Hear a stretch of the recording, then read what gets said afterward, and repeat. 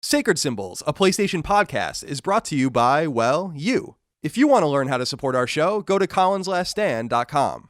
Sacred Symbols, a PlayStation podcast, is brought to you by, well, you. If you want to learn how to support our show, go to colinslaststand.com.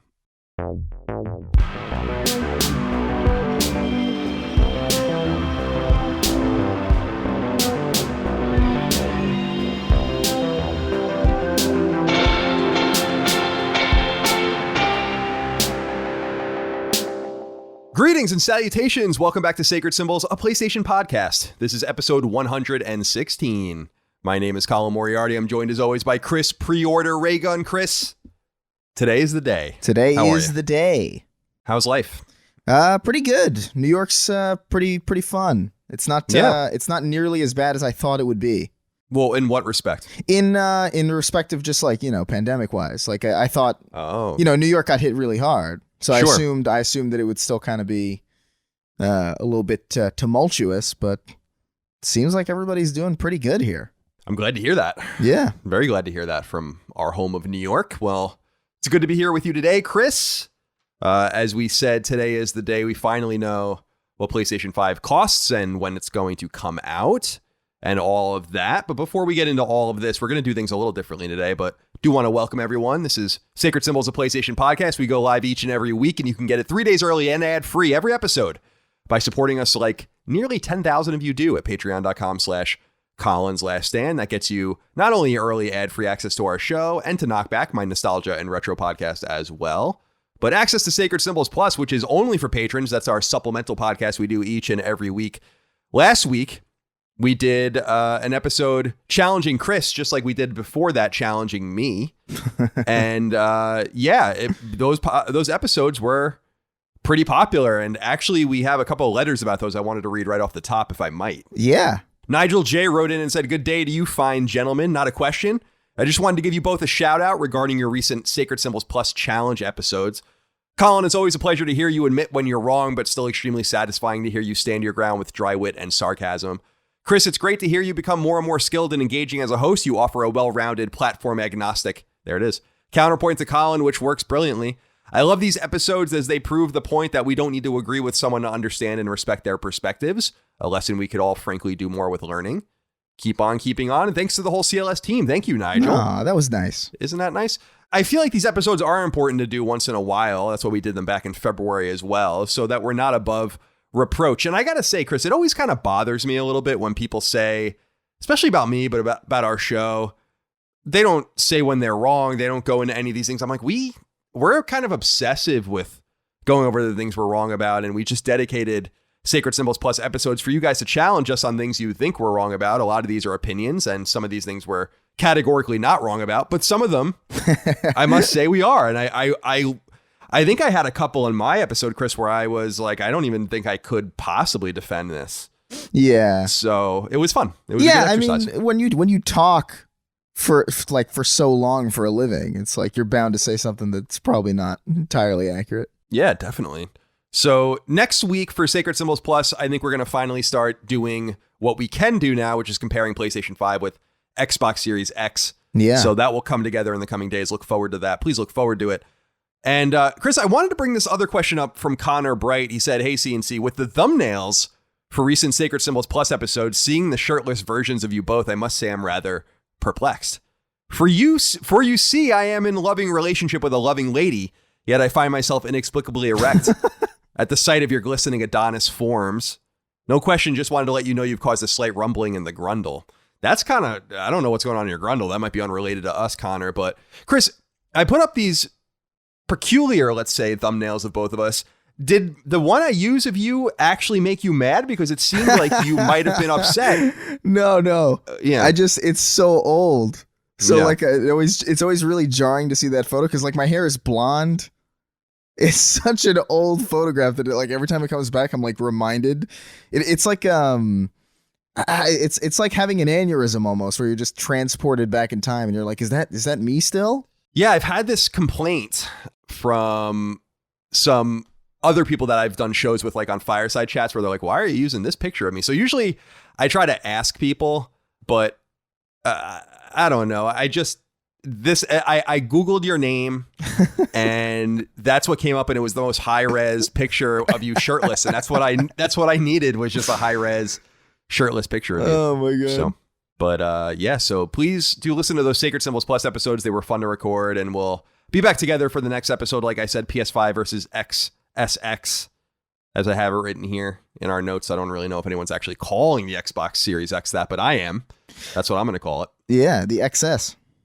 Now, Chris, I want to do things a little bit out of order here, because people are listening, obviously, a lot of people listen. Tens of thousands of you listen every week regardless. We can talk about literally nothing, and for some reason you still listen to this episode or these shows. But I want to do things a little bit differently, because people do want to listen for the PS5 first and foremost. So I'm going to actually skip the chicanery that we usually do and what we're playing. We're going to come back to that after we get through all of the news from today's event. So what we're going to do is we're going to go through the news from today's PS5 event. Then we're going to go back and do the what we're playing and all of that. Then we're going to jump back into the news for all the other shit that happened that's not as important. Yeah. And then we will wrap the show up as we usually do, with the drop and comments from the listenership. So let's just jump right into the big news here about PlayStation 5 and its price and release date. Number one in the news. PlayStation 5 has officially received both a price and a release date. Sony's long-awaited successor to 2013's PlayStation 4 will arrive on November 12th, and it will cost $499.99 USD. The digital-only discless PS5 will cost $399.99 USD. The $499.99 price translates to €499.99, £449.99, and 49,980 yen. And the $399.99 price translates to €399.99, £359.99, and 39,980 yen. However, the November 12th release date is only for Sony's home country of Japan, as well as the United States, Canada, Australia, New Zealand, Mexico, and South Korea. Everywhere else, including European countries, the Middle East, Africa, South America, and Asia, will receive the console on November 19th. Chris, what do you say about that? $499/$399, November 12th/ November 19th. Yeah, I mean, that's exactly what I think it needs to be. I don't think it could have been anything else, really. I don't think it could have been more expensive than the Xbox Series X. I don't think that the digital edition could have possibly approached the Series S, and I think it was probably pretty wise that they decided to go with $399 for the digital, even though I think they probably took a bit of a loss on that. I was going to say, I think that price is probably at very best being sold at cost. We know that based on Bloomberg reporting, whether it's specious or not, we're going to talk about another Bloomberg report a little later that was specious, but they were saying that price to manufacture, not price to bring to market, but price to manufacture is about $450. It was unclear if they were talking about one version or the other. My assumption is they're talking about the disc version. Yeah. As I understand it from my own sources, they are making far more of the disc version than the discless version. Mm-hmm. So that's, I don't know if that's true or not, but that's how I understand it from people in the know that I trust. So they might be selling pretty much breaking even on both consoles, which I think is appropriate because they want to get them proliferated and then make money on the software itself. So the interesting thing about this release date is that it's a release date no one predicted. I don't think anyone predicted this release date, primarily because it's a Thursday, which is weird. And it's a Thursday for both of them. The 12th and the 19th are both Thursdays. Now, my theory on this is that the 13th is a Friday. And I don't know if they wanted to be a little bit superstitious by not releasing their console that day. It's entirely possible. Yeah. I don't know if Sony would be a company that would do this. Here's why I say that. There was a lot of speculation, as longtime PlayStation fans know, that there was no way they were going to name PS4 PS4. And the reason is because 4, as I understand Japanese, is shi, which is the same word I think is death, and is considered an unlucky number in Japanese society.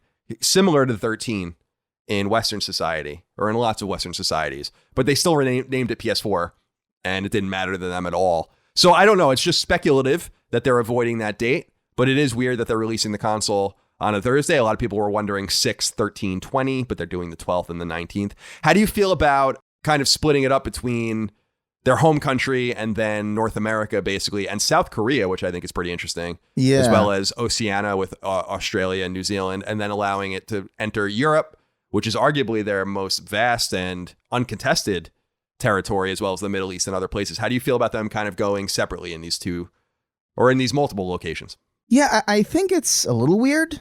I think it's a little bit inelegant. I assume it's probably just because there's probably all sorts of complications going on with like shipping and getting parts out to different retailers and whatever the hell. I don't think it was necessarily the plan to go on the 12th and the 19th. I don't think that was always the plan necessarily. But I do think that the date of the 12th is probably the best day they could have gone also. Like we were speculating a little bit on one of the previous episodes that we were talking about, like, well, they're definitely not going to go before Xbox because it's too early. And they couldn't wait till the 19th to release it everywhere because that's far too late. So I think the 12th is probably like a nice sweet spot. It is really weird that it's on a Thursday, but I don't think it's all that weird. I think people are just happy to have it. And, people come out on a Thursday for this thing. Yeah, they'll come out on any day. Yeah. I'm pretty convinced that they would have come out at almost any price.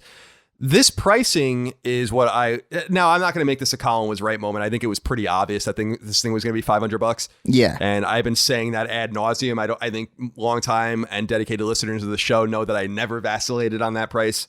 And I thought that $399 was going to be the price for the discless one. I was right about that as well. But a lot of people were guessing these. So yeah, $499.99, $399.99. I want one of each now. I did pre-order one already from Walmart.com, and I got an order received email. I have not got a confirmation email, and Walmart is pretty notorious about canceling pre-orders, but I just logged into my bank account and I was charged for the console. So hopefully everything works out well here, and I at least got one. I want to get a couple more because I want one more for my bedroom, and then I want to get one for my nephew. So we'll see if I'm able to make that happen at various retailers. But nonetheless, by the time you hear this, pre-orders are probably going to be live in your location, and our European listeners and our Middle Eastern listeners and African listeners, etc. We'll just have to wait another week after we get it out here in the West. But pretty exciting time. Yeah. And I wanted to say that really quick, Chris, too. We get negative about some things. We're going to get negative certainly about some things in this show, but this is an exciting moment. I mean, this is the beginning of this is the dawn of the beginning, let's say, of the next console generation. Are you feeling it now? Now we know everything. Now we know everything about the competitors, the contenders. Yeah. It's a lot easier to get excited now that we know that there's like a concrete day when we'll actually have these things in our hands. Because even up until like yesterday, or even up until before they announced this showcase, it did just sort of feel like this system was entirely hypothetical. I don't know if that makes sense, but it really felt for a while that this machine was just a nebulous kind of idea. So, especially just because it's been so uncharacteristically long that we've gone without a release date in comparison to previous generations. So, it's nice to finally have it. It's nice to be this close to it. And it is exciting. I am feeling it. I don't know if I'm necessarily as excited as I am stressed out about getting my hands on one of these things, but it definitely feels like the kind of the beginning of the end of this PS4 life cycle, and it feels kind of neat. It is stressful. There's really no doubt about it. It's incredibly stressful when a new console is coming out and you just don't know if you're going to get to pre-order it. And so I get it. Because I remember pre-ordering the PS4. The PS4 was the first system that I think, let me think here. I'm pretty sure the PS4 is the first system I pre-ordered. Or I'm sorry, the PS3 was the first system I pre-ordered since PS2. And I pre-ordered the PS3 Slim, so I didn't even get the original one. Yeah. And then PS4 I pre-ordered and I got it at launch. But I remember the days when you didn't really, I remember walking in and getting, I think, like a GameCube the day it came out without pre-ordering it and stuff. So times are just totally different, and there's a lot of demand, a lot of pent-up demand. I hope they can meet it. It's a little frustrating that they seem to be unable to do that. All right, Chris, let's move on here. James Over has a question for us, or a comment. He says, Colin, I know you always predicted a price hike for the next gen of gaming, but I'm worried about how it translates across markets. And yes, I know about your odd tax system and how it works in the US, and it still fares better. Yeah, because you guys have VAT, which is, value added tax, which is pretty substantial over there in Britain. There's a real risk of games hitting £70 here, which would be an absurd jump from the £50 retail they are. Even £60 would be a push, to be honest, for the quality of some AAA games nowadays.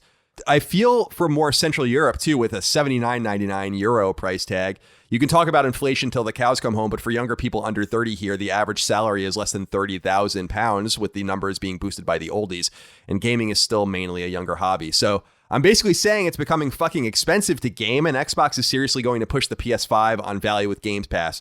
You'll probably disagree, but with such a varying scale of quality across AAA gaming, you must see concern of a price hike. Now, we're going to talk about the game prices in a little while because we have confirmation that Sony is going to charge $70 for at least Demon's Souls, and we'll talk about that in a moment. But how are you feeling, Chris, about the appropriateness of the pricing? The affordability, not only at this moment in our society, not only in this moment economically, but just generally speaking, because I just continue to feel that this is a really appropriate price point for the console and for the games.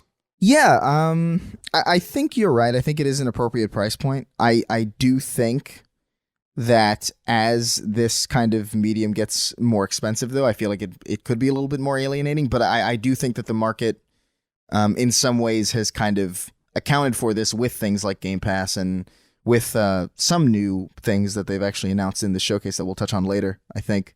I feel like getting your hands on really quality titles is a lot more accessible nowadays, despite the fact that there will be a price hike, if that makes sense. Sure. So in a weird way, I feel like it does kind of even out in some way. Yeah, I'm not sympathetic to the pricing argument. I'm just not. I know that it's not going to be affordable to everyone, but you have to understand that gaming's become more accessible over time as far as its pricing is concerned. All you need to do is look up the circulars from the 80s and 90s at Toys R Us or whatever and see how much games used to cost. We've gone over this and nailed this a bunch of times, and I don't want to beat a dead horse, but I remain unsympathetic even at this time of trying economic situations and circumstances for people, because those translate to companies, so they're not going to make their products cheaper because they can't afford to do that either at this time. So I don't know. I just think that $499.99, or it's really $400 for a PS5, because unlike the Xbox Series X and Series S, these consoles are identical to each other. One just doesn't have a disc drive. So you can get in on the PS5 experience for the same exact real dollar price that you can buy the PS4 for when it came out 7 years ago. So I don't understand the complaints at all. James, I hear you in some way. I mean, I hear you, but I don't agree with you at all. I don't agree that. And I don't understand why you think that game prices are going to go from £50 to £70. That's an extraordinarily high jump. And I don't think that that's going to be the case, but maybe it will be. Yeah, who knows? I don't know. All right, Chris, the other big thing that was announced, well, there's a few big things, but the other really big surprise for me anyway was number 2. Final Fantasy XVI was revealed, running on PC while speccing the PlayStation 5. The game was shown for several minutes, running in real time and cutting between story scenes and combat that appeared most reminiscent of both Final Fantasy XV and Final Fantasy VII Remake.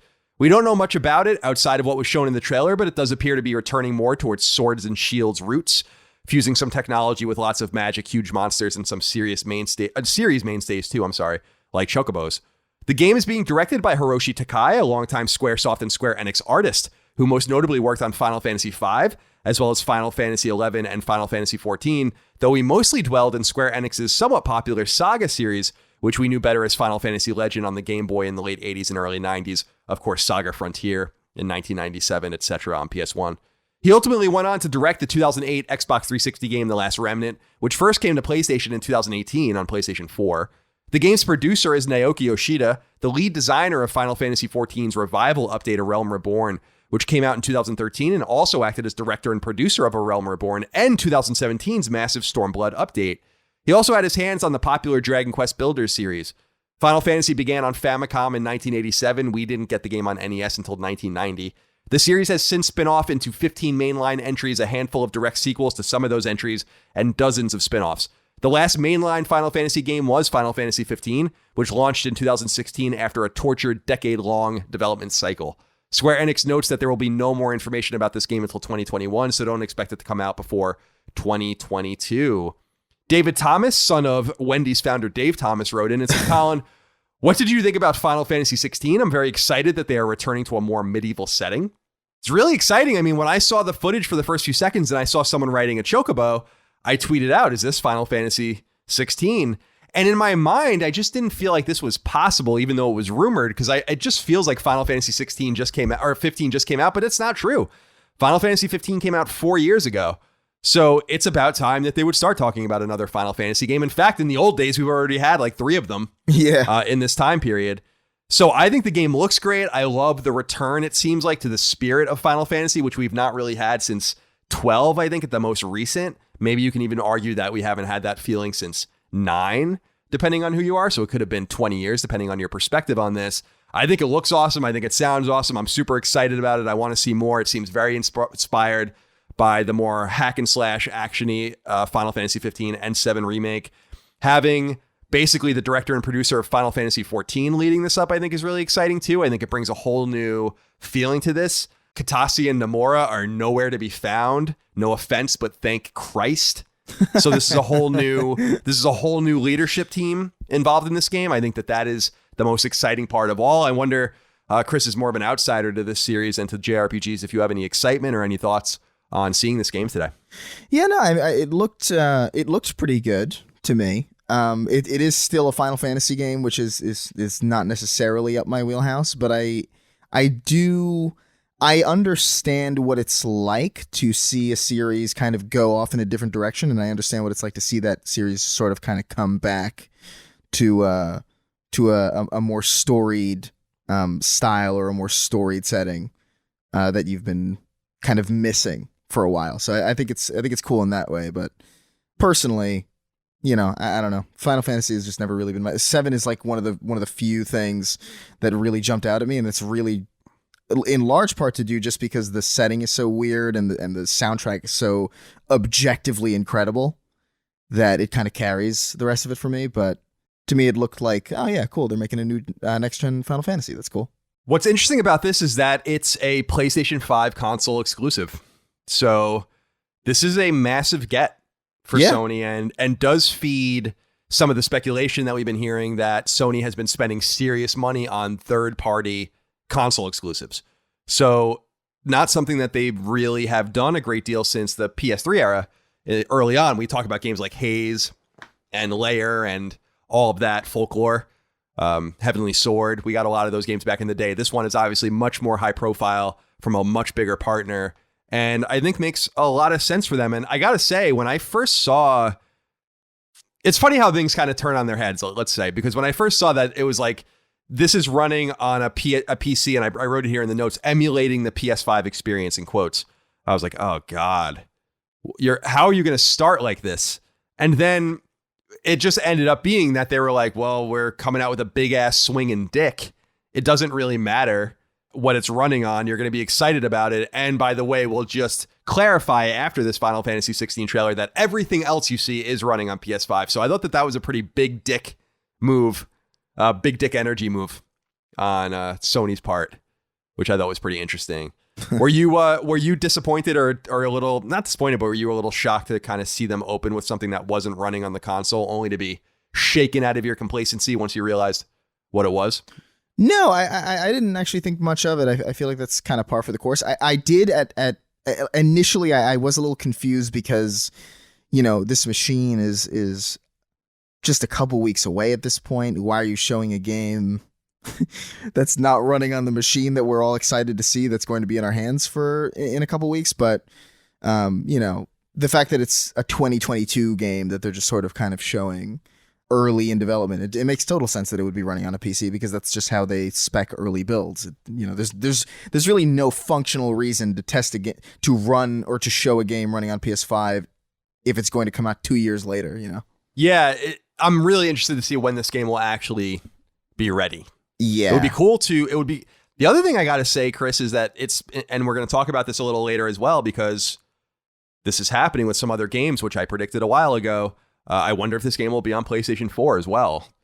So we will find out, because Final Fantasy is just such a big property coming out so early, it seems like, or maybe early in a console generation. I don't know if you want to alienate potential audiences, although they can play it on PC, I assume, as well. Yeah. So I think 2 years is a decent amount of time, I mean, I hope it's only on PS5. That would be really nice. Yeah. But now we're all confused. I mean, we're going to find out. I don't want to talk about it quite yet, but we're going to find out where that confusion stems from. And I don't think that we're going to see the end of that confusion anytime soon. But nonetheless, Final Fantasy XVI is real. It is announced. It is coming to PlayStation 5 as a console exclusive. So go watch the trailer. It's very exciting. Number 3, this is the way it ended. And by the way, I put this news in the order that I think that things are important. So this is all obviously very subjective. So it's not the order in which these things were presented necessarily. Number 3, at the very end of the presentation, even after the console was dated and priced, Sony had a one more thing surprise waiting, a brief and vague trailer for the next God of War game out of Sony Santa Monica. And it's unclear quite what the game is called. It's either called God of War Ragnarok, God of War 2 Ragnarok, or perhaps something else entirely. But the brief tease shows a bunch of Norse runes indicating that the setting and continuity will be the same as 2018's God of War Revival. And shockingly, it's going to be ready pretty soon. Sony has dated the game for 2021. While God of War premiered back in 2005 on PlayStation 2, its current incarnation, also out of Sony Santa Monica, is a reimagining of the original formula, and 2018's God of War is widely considered one of PS4's strongest exclusives. What did you make of this tease? This is obviously going to happen. This was obviously going to be a game that was going to come. I feel like this was totally unnecessary, if I'm being honest with you. Yeah. And I don't really know what the point of it was. I feel like there's enough excitement about this console and the games we already know about. Show us God of War when you can show us Kratos and show us Boy and show us some footage. What do you think? Yeah, no, I kind of agree. Like, I love God of War. God of War, I think, is, if not my favorite PS4 exclusive, it's my second favorite. I think this is behind Days Gone. Yeah, behind Days Gone.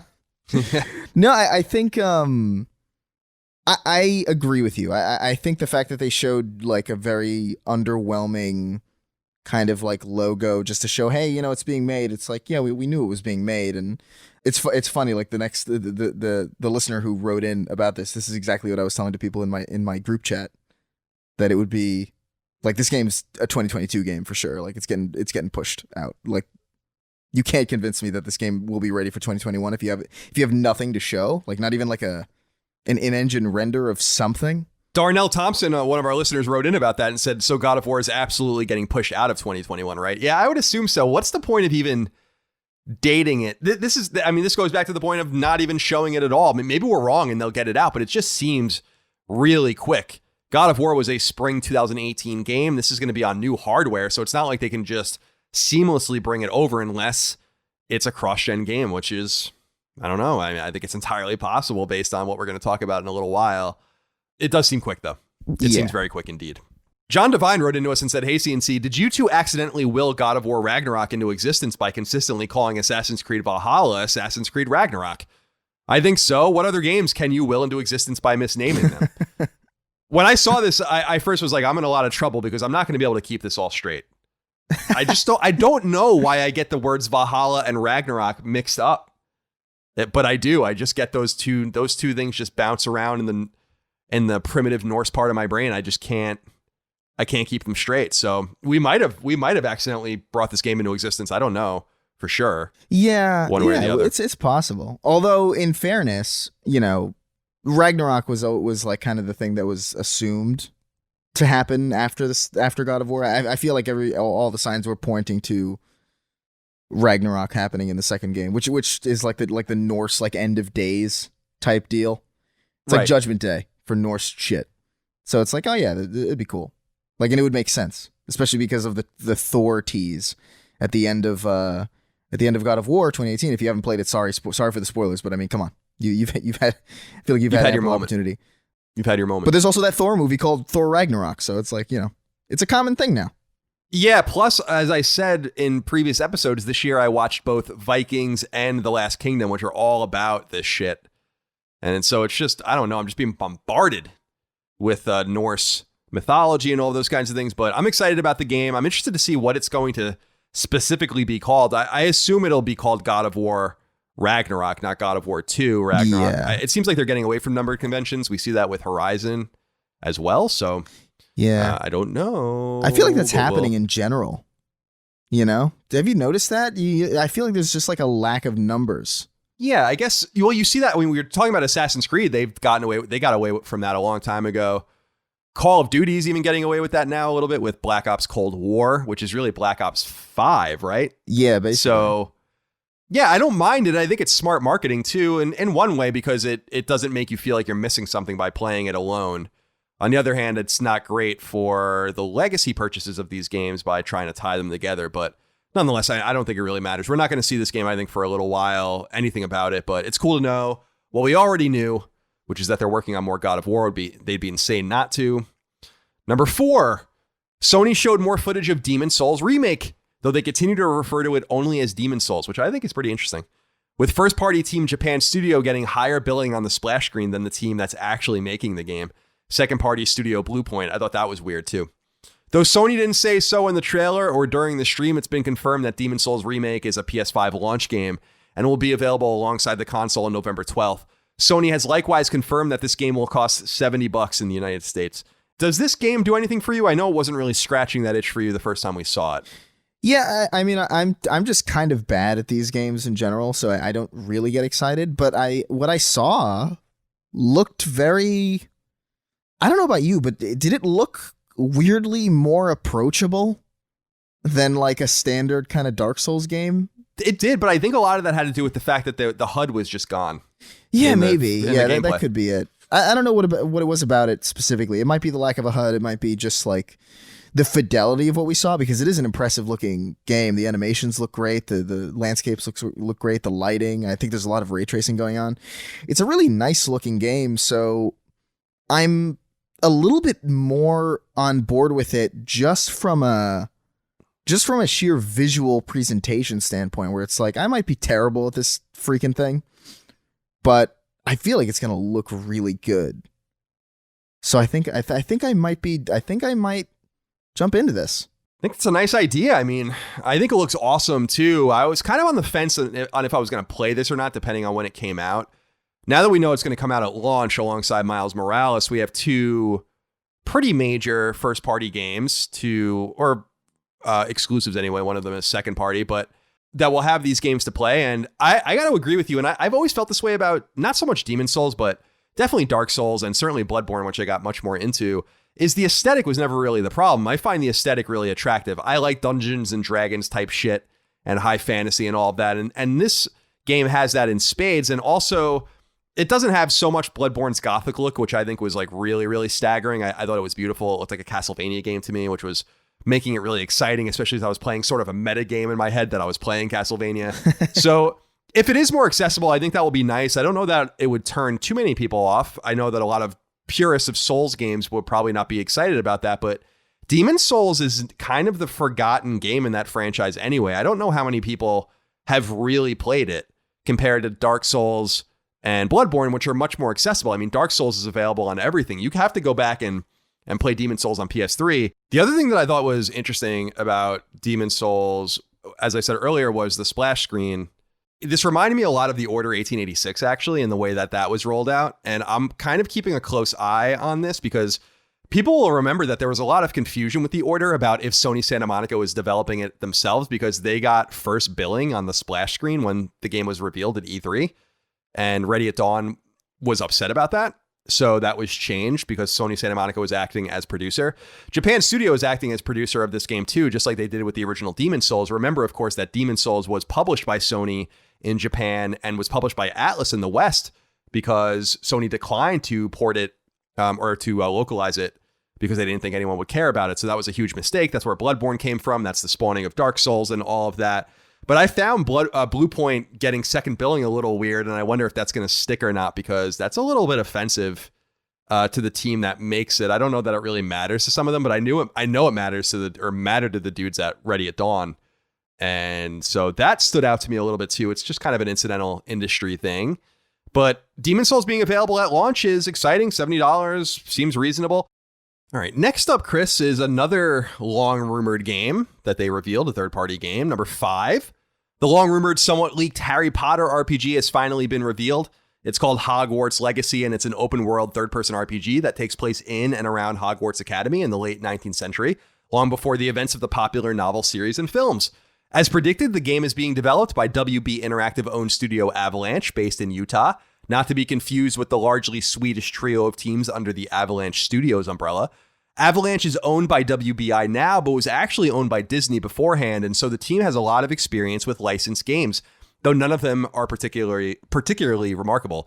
Outside of its licensed games and its TAC series on PS2, GameCube, and Xbox, which people might remember, which predates its Disney days, Avalanche is best known for the Toys to Life series Disney Infinity, which launched in 2013 and which was followed up by 2 sequels in 2015 and 2017. This game is due out on PlayStation 5 in 2021.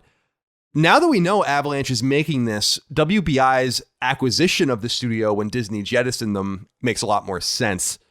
These guys are in Utah, as I said, so they're in America. They deal pretty much exclusively with licensed games, and I'm not a Harry Potter fan per se. I think it always looks really appealing. I like the idea of this wizard school, and I think it's all really cool. I think this game looks fucking cool as hell. I'm really excited to play this game. I think it sounds fun. I love how they show you Hogwarts and showed you the building and the castle or whatever that they all live in, but then they show you the terrain around it. They show you that you're going to be leaving and doing exciting and different things around Hogwarts Academy as well. So I think this game looks really cool. I think I'm really excited about it. I want to see if Avalanche is up to the task. I think that they might be. It's also a really good sign about why WB or AT&T really took WB Interactive off the market, because that's now 3 major reveals from their studios in the last few weeks. When you combine it with Arkham Knights? No, that's not right. Why can't I even remember? Gotham Knights? Gotham Knights, yeah. Gotham Knights, right. And then the Justice League game. So what do you make of this Harry Potter game? Are you looking forward to it? I would be interested in giving it a shot. But I'm kind of with you where it's like Harry Potter was always something that, especially as of late, like, I don't know, I feel like it's a bit late to the party for me. Like, I was into Harry Potter, I think, like during the first 3 movies when I was like a kid. But I don't know. I don't know if I'm feeling this necessarily. It looks kind of gorgeous. There are definitely certain animations in there that I was like, oh, that's a trippy thing to see. So I feel like I'm getting Avengers vibes, not necessarily by anything I saw, but just kind of, the lateness of the property's relevance and, the lack of what we know about it so far, other than just kind of how it looks. I think I'm going to wait before I start to feel anything about this. Sure. That makes sense. I see things every once in a while. So I read the first 3 Harry Potter books when I was much younger. Prisoner of Azkaban, I think, was the last one I read. That's the 3rd one, if I recall. And so I saw the movies up to that point, and then I stopped. I just stopped. I don't know why. I think I was going off to college, or I was in college at the time, and I was just distracted and moved on to other things. But it's always been a world I've been really intrigued by. I think J.K. Rowling has made something really fascinating. I am really intrigued by the response to this game in leftist gaming circles because of J.K. Rowling's just completely public falling from grace over the transgender issue with a lot of people in those circles. Mm-hmm. And so I'm just throwing this out here now. You will definitely see think pieces on Kotaku and Polygon and Waypoint and all these places about if you should buy this game, if you should support it, because J.K. Rowling is notoriously hands-on with everything that bears the Harry Potter name. So she is no doubt hands-on with this game. And she still owns the brand and all of that. So do you think that there's going to be some sort of controversy around this game because of that? Because J.K. Rowling is, it's like a dirty word the last month or so. Oh, yeah. No, without a doubt. Even though is she involved in the game at all? Well, like I said, she seems to have, as I understand it, she seems to be involved in everything in some way.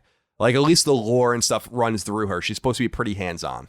I don't know if it'll translate to really anything that's really major or of any real consequence. I don't think it's going to be like a crazy, like, blowout scandal. But I do think you're going to see, like, the occasional think piece or the occasional, Twitter thread about why it's a bad thing. But I don't anticipate it to be too much, because I think people, despite their distaste for J.K. Rowling, still have an affinity for Harry Potter. It's actually one of the rare instances I've seen of like everybody kind of unanimously being like, oh yeah, fuck this person, but this is still good, I'm just looking right now at a few of these websites just to see in their announce stories, if they had anything to say. So Polygons didn't, surprisingly, but Kotaku, Mike Fahey, second paragraph. Explore magical locations, encounter magical enemies. Yikes. Learn magical spells and magically attempt to overcome the dirty feeling of playing a game associated with noted transphobe J.K. Rowling. Developed by WP Studio Avalanche Software, some members of which may have recently voiced their displeasure with the Harry Potter author, Hogwarts Legacy sees young, fresh wizards becoming older, more seasoned wizards. Told you. Yeah. Told you. Yeah, it is really easily predictable, in fairness. I'm actually surprised that it's not Polygon. Yeah, me too. Although there is still time. I'm on Waypoint now. Do they even write news really there? Probably not. So I gotta say, I called that without reading that Kotaku story. You just had to have known it. Let's go somewhere else and see. Let's go somewhere more. Let's go to IGN. Harry Potter. This is a video. I don't fucking want to watch videos. Stop trying to make me watch goddamn videos. Harry Potter, here it is. Nothing in IGN story. Let's go to GameSpot, which I never go to. Mostly because the Too Much Water girl works there now and she's mean. All right, let's see here. You know the Too Much Water Pokemon girl? Right. I made a joke about that once, and she like very dramatically came at me on Twitter about it. And then people were like, dude, the joke is in a Pokemon game. That's how much of a joke it is. Like, just relax. Stop going after people for political reasons. That is pretty wild. I'm not. Yeah, she's fucking annoying. But let's see. Yep. Okay. GameSpot. This is 1, 2, 3, 4, 5. This 5 paragraphs down. In other Harry Potter news, author and series creator J.K. Rowling was under fire recently for controversial tweets she penned in relation to gender and transsexuality, and railing against hormone treatments by calling them the new antidepressants. Actor and Harry Potter himself, Daniel Radcliffe, responded to Rowling's comments with an open letter asserting that all transgender women are women. Why is this in the story for the Harry Potter role-playing game? The fuck is going on? Yeah, I don't know. My God. At the very least, it does seem to just sort of say what happened, you know? As opposed to the Kotaku one? Yeah. I get a different vibe from both of those, at the very least, even though, you know, the intention is probably ultimately the same, is to just highlight. What are there other video game websites? I don't even know. Let's see. GamesBeat. I'm curious. I'm doing this in real time now. Let's see. Nothing on GamesBeat or VentureBeat. What other Games Radar? Do people still read that? GamesRadar.com. Chris, I'm going to find another example. Let's see. You got to give it time, man. There will always be time. I know. I need think pieces. I found 2 in real time. That's pretty incredible. I'm pretty proud of myself for that. Although I didn't really do anything. I just typed things into the URL bar. So. All right, Chris, let's see here. Number 6. Now, this is where things are going to get a little off the rails. I have to say, things are going to get a little off the rails starting with number 6. Sony showed off extensive gameplay footage of Spider-Man Miles Morales, the not a sequel spin-off of Insomniac's hit PS4 exclusive game Spider-Man. Miles Morales is a PS5 launch game and will come out on November 12th. We already knew that. However, Sony revealed what I had predicted back in June. Miles Morales will also launch on PS4 at the same time. In fact, Sony revealed that 3 PS5 games, including another first-party AAA exclusive, will be available on PS4 too. The Little Big Planet spin-off launch game Sackboy: A Big Adventure, developed by Sumo Digital, and much more substantially, Horizon Forbidden West, the sequel to 2017's Horizon Zero Dawn from Guerrilla Games, long assumed since revealed to only be on PS5. Kendrick Lukenbach wrote into us and said, "Hey, Colin and Chris, Insomniac has confirmed in a PS blog post that Spider-Man Miles Morales will also launch on PS4. It seemed like this was a big console launch exclusive for PS5. Good move by Insomniac, not to leave PS4 players behind, ? If anything, it makes more clear why Demon's Souls must be a launch game, because otherwise they would not have anything from the first party or from their second parties that are AAA exclusives on the console. So that makes a lot more sense why Demon's Souls is coming out. So let's separate this into 2 different things, Chris, or 3 different things. First of all, what do you think about the way Miles Morales looks? I think the game looks great. Yeah, no, it looks solid. It looks like more Spider-Man, which is pretty much all it needs to be. I didn't think poorly of anything I saw. It looked exactly like, yes, I want this. I feel weird that we're getting it so soon, if that makes sense. I understand that it is one of these half-step kind of things, and I understand that, you know, probably the cross-generational nature of it is probably the thing that determined that. But it does feel a bit soon for this. Maybe that's just me, though. I don't know. Yeah, I'm excited to go back into this world. I'm excited to be back there. Yeah. And to experience more of it. I'm a little surprised that you're not more up on it. Yeah, I mean, I think I honestly think the fact that I learned that it was coming out on PS4 kind of took a little bit of the excitement out, if I'm being real. Just something that's not truly like a bona fide like actual next gen game is just inherently a little bit less exciting than things that are. So I'm still definitely like excited to play it. I'm all about it. It looked fun. The characters looked cool. Miles looks great. Everything about it looks exactly like what I would have expected. You know what I mean? It's nothing about it blew my mind because it's exactly what I thought it would be. And the only thing that really surprised me was the fact that it wasn't what I thought it was, actually, in the sense that it's not a PS5 like pure exclusive. Right, like a showcase. Yeah, so it kind of like, I don't know, that kind of took a little bit of the thunder out of it. Not to the point where it's like bad by any means. I'm still really pumped about it. It's just I feel like they were a bit cagey about this on purpose. Well, I said this back, so I'm looking at the tweet now, June 12th. I tweeted out, I'm thinking Ratchet and Clank Rift Apart and Spider-Man Miles Morales are both coming to PS4.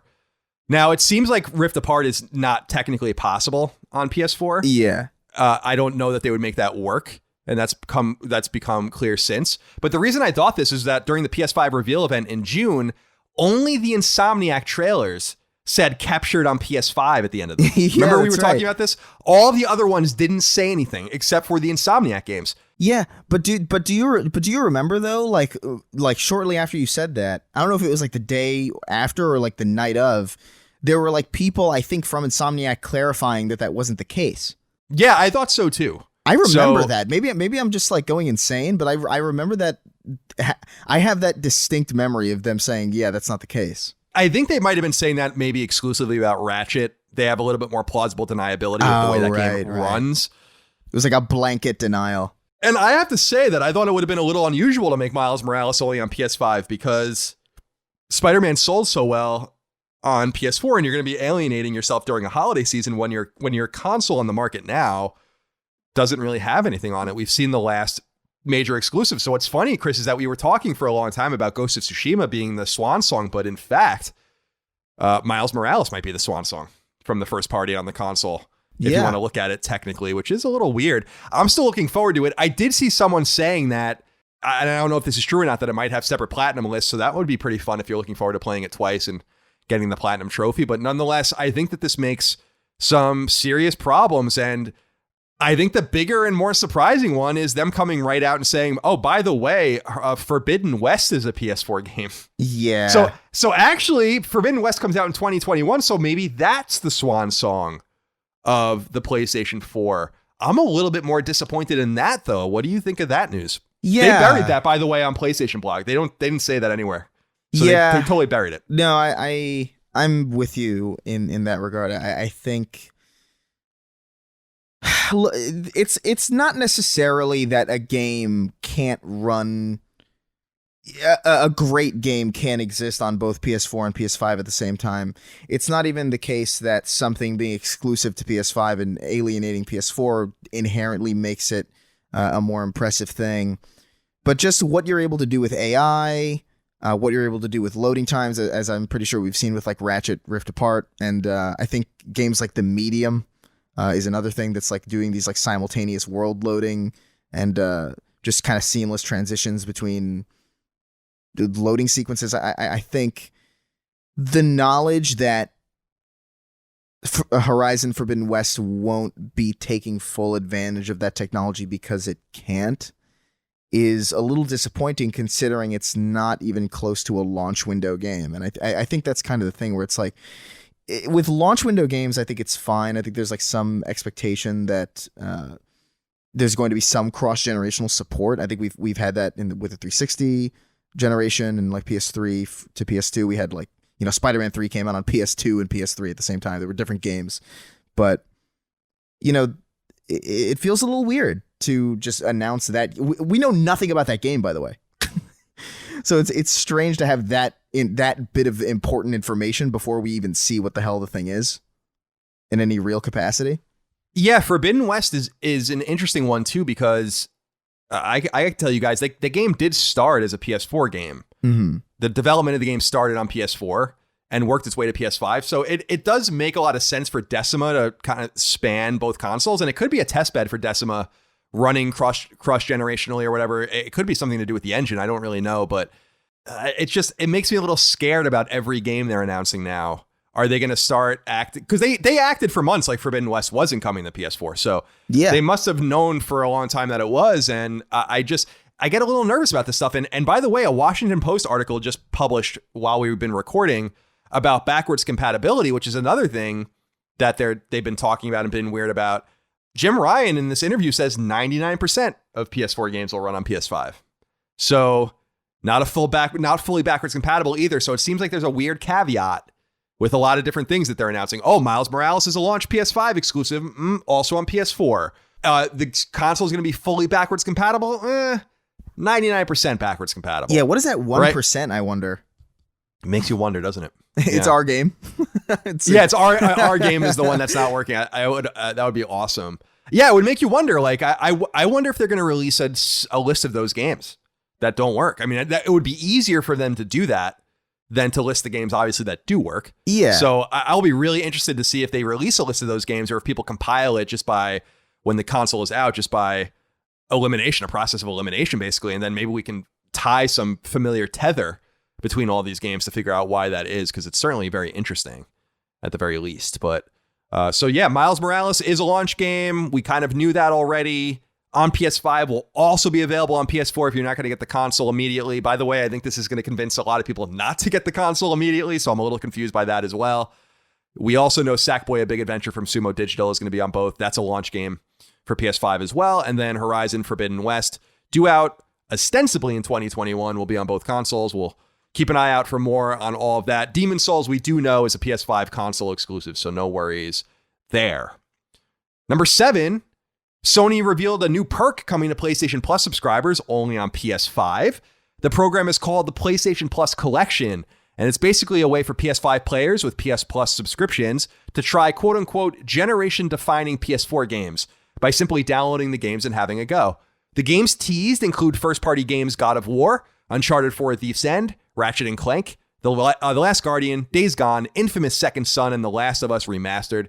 Second-party games include Bloodborne, Until Dawn, and Detroit Become Human. And third-party games include Monster Hunter World, Final Fantasy 15, Fallout 4, Mortal Kombat X, or is it 10 or X? I don't know. I think it's 10. 10. Battlefield, because there's iPhone X, right, is the one there where it's not 10, it's iPhone X or whatever. I can't keep track of what people are doing. It's whatever the hell. Who cares? Battlefield 1, Batman Arkham Knight, Persona 5, and Resident Evil 7. Captain Canada wrote in and said, "Look, Fats, with the PlayStation Plus Collection announcement being a major development, how do you feel it compares to Xbox Game Pass? Frankly, I'm a little confused as to how exactly the PS Plus Collection will work. Does this replace the free monthly games? Stay frosty, gents." So this was kind of exciting, I thought, because it's something about a service, which we're really not seeing too much about from Sony recently, especially with the arms race between them and Microsoft and Games Pass and PlayStation Now. So I was hoping to see a little bit more there, but this seems like a pretty cool thing. I think people might be overthinking this. I think what they basically have is a sort of Criterion collection, right, of games from their studios as well as from their close partners like Square Enix, WBI, EA, etc. And they're making them available to all PS Plus players just to get a little bit of a taste of the previous generation. I don't know why you wouldn't just make this part of PlayStation Now, because now that what this indicates to me, if anything, is that they're going to take Now and put it into Plus, not the other way around. And I think that this is a step in that direction, but I could be overanalyzing it. What did you think about this announcement? I think it's good. I think giving players who spend a lot of money on a new piece of hardware with the option to get the subscription service and have access to an instant library of games that will presumably look and run better on the new hardware. I think that's consumer friendly. I think that's a super smart move. I don't think this is necessarily for a lot of people who are already in the know. I feel like if you're a PlayStation guy in any capacity, you've probably played all these and probably already own all these. But I think for new players, for people who like maybe missed out on the PS4, or maybe younger people who are just kind of getting into the PlayStation ecosystem for the first time, I think this is a great thing. I think it's really good. He asked, does it compare to Game Pass? I don't think so. I don't think it's necessarily fair to. Because this is very clearly a different thing. I think they're operating on a similar function where the Series X is trying to do this thing where it's like, hey, you have an instant library, but this is more like a retroactive look at the previous generation as opposed to a service that gives you instant access to new shit, which is, I think, kind of the leg up that Game Pass has currently. But that doesn't mean it's not a good value or not a good thing to have on your new machine. I think it's super smart. Yeah, I think there's something here for Sony to rectify and clarify for people, which is just like, what do these different subscriptions look like, and are you going to allow people to kind of combine them? I mean, we recently saw with Apple, even with like what is it called, Apple One or whatever, where they're allowing you to combine like your TV thing and your cloud thing and your gaming thing into this one subscription, and giving people different kind of a la carte options. I like the idea of being able to buy these things a la carte, but I just want to know like what the future vision is for PlayStation Plus and how that compares to PlayStation Now and how they might fuse together. I think contextually, to your point, I think this is a really important thing for them to do for newcomers, because you'll be able to get context for God of War. You'll be able to get context for Uncharted when that series inevitably continues. You'll get context for Ratchet. When Days Gone gets a sequel, you'll have context there, etc. Last of Us and all of that. So I think that it's just good to kind of get people involved in those. And then the third-party games, pretty heavy-hitting third-party games from their various partners. Monster Hunter World is Capcom's best-selling game ever. Final Fantasy XV is a big game. Fallout 4 is a big game. Persona 5 is a big game. So they really did go to their various partners, whether it's Bethesda, whether it's Capcom, whether it's WBI, and they asked for their big guns, and it seems like they got them. So this is costing Sony something as well. And that can't be lost. They're not paying a price for the first and second party games. They are obviously going to pay a price for these third party games. So yeah, it does come at a cost. And I think that I like the idea of having a Criterion collection of games kind of swapping in and out outside of PlayStation Now, where they're saying like, these are the games that are hot for you to understand right now. We're going to take this out now. We're going to put this in now. I hope that this catalog of games matures as this PlayStation Plus collection stays around. Yeah, no, with the totally. PS5. I do think, though, it's weird that Spider-Man seems to be the one conspicuous thing that's missing. Yeah, it seems like if you look through this, the newest game on here is Persona 5. And then from the first and second party games, the newest game is Days Gone. And then before that, God of War. So Spider-Man came out in between God of War and Days Gone. So you're right. There is something missing there, which is strange. Maybe that has something to do with the licensing. You know? It's weird to me, just especially because that was Spider-Man was the game that we saw running on PS5 first. So right. It's kind of weird that they would be just like arbitrarily excluded. That's true. A little weird. That's a good point. That's a good point. That was a very notable game when we first heard about the load times and all of these things. Now, Captain Canada does ask, does it replace the free monthly games? I would assume not. I would really hope not. That wouldn't be acceptable. That wouldn't be an acceptable trade-off in my mind for those two things, personally. We'll see what happens. Number 8, Capcom showed off 2 games during the PlayStation event, one that's a mere re-release and one more that's a more in-depth tease of an already revealed game. For starters, Capcom opted to show us more of the next Resident Evil game, Resident Evil Village, ostensibly Resident Evil 8. The game under development since Resident Evil 7 launched in 2017 was first revealed in June, when PS5 itself was revealed. This new showing of the game gives us a greater glimpse at its scope, size, and Resident Evil 4-like color palette, which I couldn't help but love. And the publisher/developer has confirmed that the game will launch in 2021. I don't believe it. Capcom also showed off Devil May Cry 5 Special Edition for PS5, a sharp re-release of the popular PS4 game that came out back in March of 2019 to strong sales and critical reception. The Devil May Cry franchise began back in 2001 on PS2 and was actually the first draft of what would later become Resident Evil 4. It's an interesting story if people want to go read about it. Resident Evil, on the other hand, premiered on PS1 in 1996 and is one of Capcom's most essential franchises. The last new Resident Evil game, Resident Evil 3 Remake, came out earlier this year on PS4. Does any of this do anything for you? I think that Resident Evil game looks fucking dope. Can't wait to play it. Yeah, no, it looks really cool. I was really all about that one. The Devil May Cry was a little bit underwhelming, I think. I almost don't even think they really should have showed it. It's just... Yeah, I agree. That was a weird one to... I mean, obviously bring the game over if you want, but I don't know why that was there. Yeah, I agree with you there. Devil May Cry was a great game, by the way. Devil May Cry 5 is super, super good. I love it. But it's one of those things where it's like, is that the... like, is that the 1%? You know, like, is Devil May Cry 5 the one that's not playable on PS5 because they want to buy this new thing? This is what's confusing about this weird kind of like, you know, non all or nothing approach to backwards compatibility as far as PS4 goes, which is just like, it makes these like special edition PS5 things a little bit stranger. Yeah, I don't know. Like, you make a good point here, Chris. Like, are they about to reveal that some developers or publishers are not going to let their games be backwards compatible? Is that the holdup? That's kind of tantalizing, isn't it? It's a little salacious. Yeah, I don't know if that's the right word. Salacious is definitely not the right word, but it's a little weird that could be it. And of course, Skyrim, of course, will be ported at some point as well. So maybe that will be in the 1% as well. So yeah, Devil May Cry 5 seemed more like that was a deal they had with Capcom to show it off as opposed to really being excited to show that off. But I got to say, Resident Evil Village has Resident Evil 4 vibes. Like I can't even fathom how you could watch this and not get substantial RE4 vibes. Oh yeah, no, totally. The merchant dude at the end. Yeah, I mean, that was awesome. But just the color palette and the village, you know, town-like setting.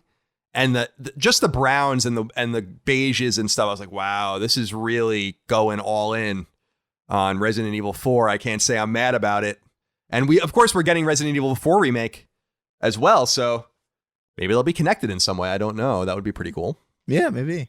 Number 9, we saw some other games make appearances at the event as well. Most notably in the form of Arcane Studios' Deathloop, which, as we know, will be published by Bethesda, which owns Arcane, but which will be a PlayStation 5 console exclusive when it comes out in 2021.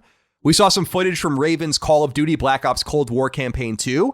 Shout out to giving Raven, by the way, a little screen time as opposed to Treyarch, which they did.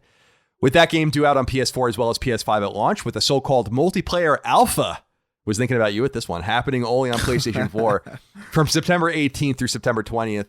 Oddworld inhabitants showed off more of their long-in-development Oddworld game Soulstorm, and we also saw appearances by Five Nights at Freddy's in the form of its Security Breach expansion, and Fortnite as well made an appearance. So this seemed to be just touching all of the bases with their various partners. I gotta say, Deathloop looks absolutely phenomenal. It sounds absolutely phenomenal. I didn't quite know that that's the way the game worked. So basically what they showed was you only have 24 hours to kill these 8 marks. Can you somehow convince 2 of the marks to get together by acting in a certain way? It actually has like Hitman vibes, in some way, which was cool. So let's start there. What did you think about Arcane's Deathloop? Yeah, no, I was already kind of excited about this, but I also just like Arcane. I was really into Dishonored.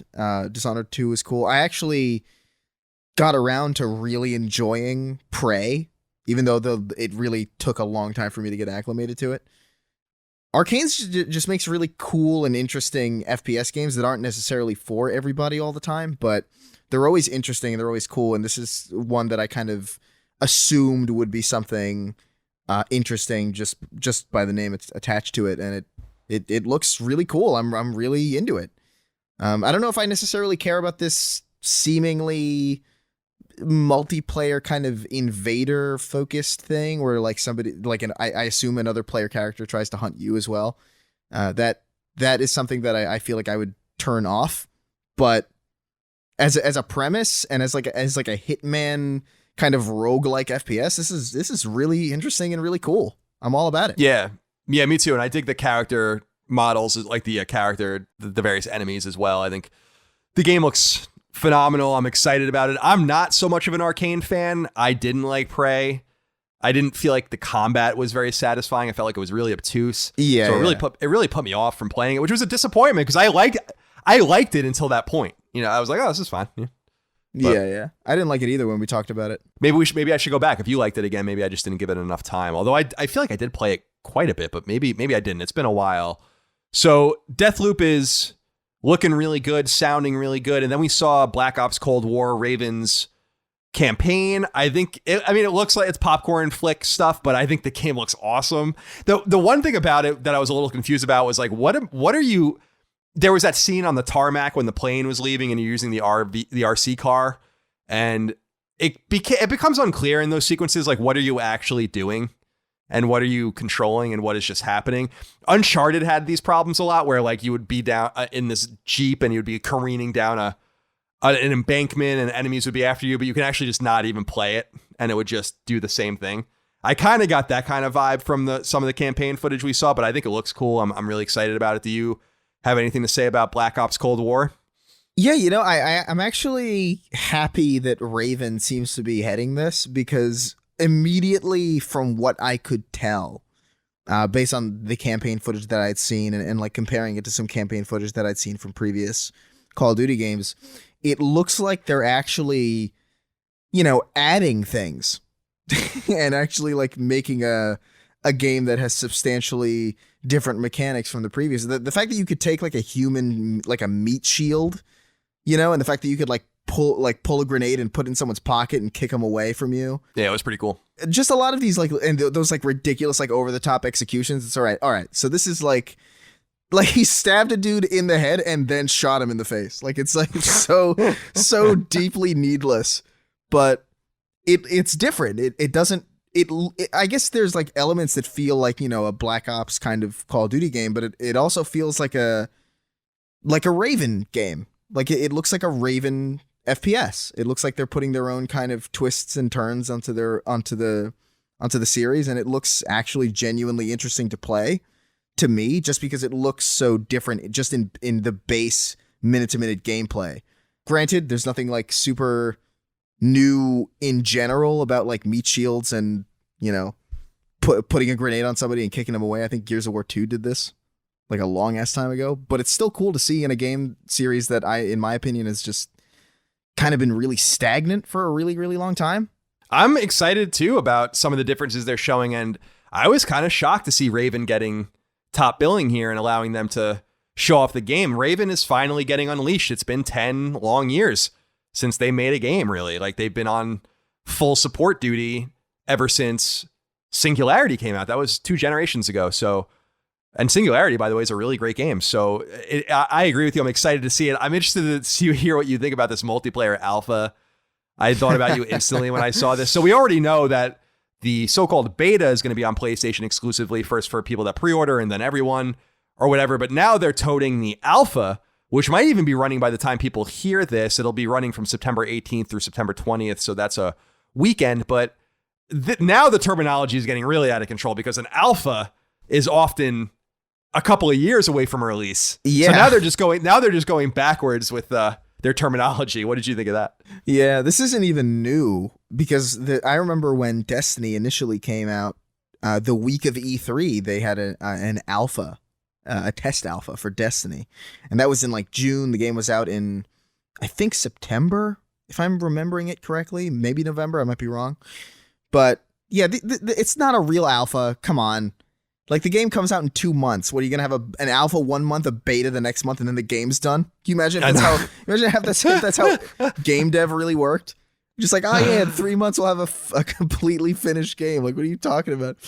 Just call it a demo. Like I feel like people would be fine with that. People would be excited about that too. Like, you don't need to water down the actual meaning of game design lingo just for marketing tactics. Yeah, I agree. It's weird. I don't like this looseness of terminology. It confuses things. It's what we talk about with genres all the time too, where we really have to have definitions and stick to them. I don't know why calling something a stress test, or, you know what I like? I don't know if anyone's ever used this terminology, but like, what about something like, a content test or something, like where it's like, is everything... I know they do balance tests and stuff, but like, here's the suite. These are the different suites we're going to test and all that. Like, why not term it in a way that doesn't treat your consumer like they're stupid? Because it's not, you don't run alphas 2 months before one thing one thing I will give credit to the Coalition was that when they were making Gears 5, they did their beta was just straight up. It was called like the Gears stress test, which is like, okay, thank you. I know what this is. But at the same time, it's not as exciting. So maybe, I guess so. Because they're doing alphas all the time behind closed doors. So I guess it makes it seem like, oh, now we're letting you in on the action. I guess there's something exciting about that. But nonetheless, that's happening soon, 18th to the 20th. If you're interested, you can preload it as well. And then Oddworld Inhabitants, as we said, showed Soulstorm. I know you're a big fan. I love Lauren Lanning. He's always been really nice to me. He's a really interesting dude. It was good to see him on the show. Do you have anything to say about this? I know you're an Oddworld fan, so I would like to get your feedback on Soulstorm. Yeah, no, I'm pretty excited about it. I would have liked to see what they could have done with the. I always thought the 3D formula for Oddworld never really got that much of a fair shake. They tried it a little bit with Munch's Odyssey, and then they did this weird like Stranger's Wrath game, which was like this third person like platformer / shooter that I don't think worked particularly well. But it's I'm definitely interested in seeing more 2D Oddworld, and they got the vibe completely right. I think obviously because Lauren Lanning is still involved, I think they had no chance of really missing that vibe. The voice acting still sounds like really strange and really off in the exact way that I remember and that I would want in a new Oddworld game. So I'm super pumped to have that itch scratched in a new way, as opposed to like, a remaster of something like New and Tasty was, which was also cool. But this is exciting for me personally. This was my highlight personally because I'm just so excited. I'm interested to see how they breached even this presentation, because it was so AAA heavy. And Oddworld Inhabitants, I don't think, is a AAA studio per se. I don't think they're trying to be that. But it reminds me a lot of The Witness being at the PS4 reveal, if you remember correctly, which was so weird. And that ended up being a really big hit. So we'll see, and we'll keep an eye on Soulstorm. And then they showed Five Nights at Freddy's and Fortnite. I feel like these games just have to appear. Contractually, I don't know. Yeah. I guess. I didn't realize Five Nights at Freddy's was still a thing that people cared about. But I mean, all right, I guess so. I guess because it came to console, especially PlayStation, so late, it's almost like people are behind a substantial way, maybe in that. And Fortnite, obviously, you want to give a shout to Fortnite, and we know Sony now owns 2.5% of Epic, so that might have something to do with it as well. So that's all of the news from the event itself. Chris, what's your overall take on what we saw? I thought it was a good show. I didn't think it was necessarily incredible, but I feel like it did everything it needed to do. We finally have the price. We finally have the release date, and I think that's really all it needed to show to be exciting. A little bit weirded out about the nature of Spider-Man, but aside from that, I feel like it was a strong showcase. I didn't expect to see Oddworld Inhabitants there. I didn't expect to see a Call of Duty game that looked interesting to me, and I didn't expect to be, kind of suckered into Demon Souls in any capacity, but I was, and I feel like they showed exactly what they needed to show. Suckered into it. I like that. I like that terminology. That's good stuff. All right. Chris, now we're going to go back. And by the way, I agree with what you're saying. I think it was a strong showing. I think the price is right. I think the date's right. It's good to know everything. It's very exciting. We can finally compare and contrast things, and we have more information, and it's right on the horizon. I mean, not even 2 months away, we'll be playing our PlayStation 5s. At least if you're in the United States. If you're in Europe, too fucking bad. Yeah, and if you can cop one. Right, exactly. That too as well. All right, Chris, as I promised at the top of the show, we're going to go backwards now and go back to corrections and notes, which is usually how we start the show. Then we'll go into what we're playing. Then we'll get into the rest of the non-PS5 related news that was revealed. I just want to start again by letting everyone know that Twin Breaker, our brick-breaking game, our story-driven game, is coming to Switch, Xbox One, and PC, as we already revealed on September 23rd. So maybe even by the time you hear this, via our publishing partners at East Asia Soft. So if you want to support us on those platforms, please do. You can also buy it on PS4 and Vita still as well, and will be available on PS5. Brendan Scott wrote in and said, "Hey, Colin and Chris, I'm writing in today with a quick question. Are you planning to do any physical launch for Twin Breaker on Switch or Xbox?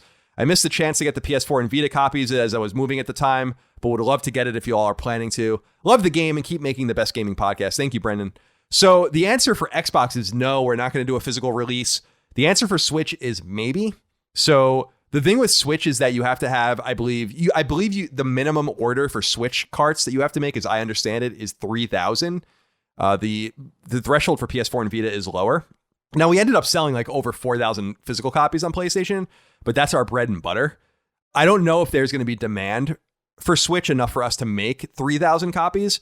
So what we're going to do with our publisher at East Asia Soft, and I'll do it on my Twitter account soon, is I'm going to put up a poll. And I just want to see, it's not scientific, but just want to see if people would be interested in a Switch physical edition. So the answer to that is maybe. Maybe we will do one. But nonetheless, it will be available digitally on all platforms as of September 23rd. And Chris, Jesse Lundelin wrote into us. I want to get your take on this. He says, hey, CNC, weekly Splinter Cell update. Ubisoft has announced a new Splinter Cell game. Now that I get Chris all excited, it's a VR game exclusively for Oculus. As a Rift S owner, I'll take it, but this is still some bullshit. A new real Splinter Cell game has to be announced at the next Ubisoft Forward. It has to be, right, guys? If it's not, Ubisoft is really playing an evil game with our emotions. I couldn't help but think of you too when I saw this, Chris. There is an Oculus game, Splinter Cell. That's what we're getting. How do you feel? Yeah, it's fucking annoying. It's really, really, really stupid. And that's not even to say that a Splinter Cell game on VR isn't a great idea. I think it actually is. I think, the whole, the character is literally a pair of goggles. It makes a perfect amount of sense to have some kind of Splinter Cell experience on VR.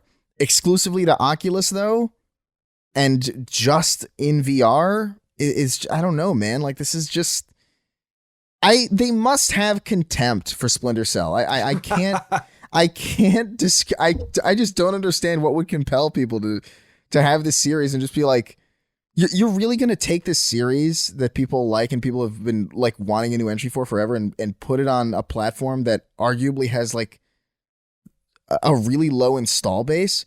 And my thing is this, right? They've been teasing this character for a long time, so they must know that people like Splinter Cell.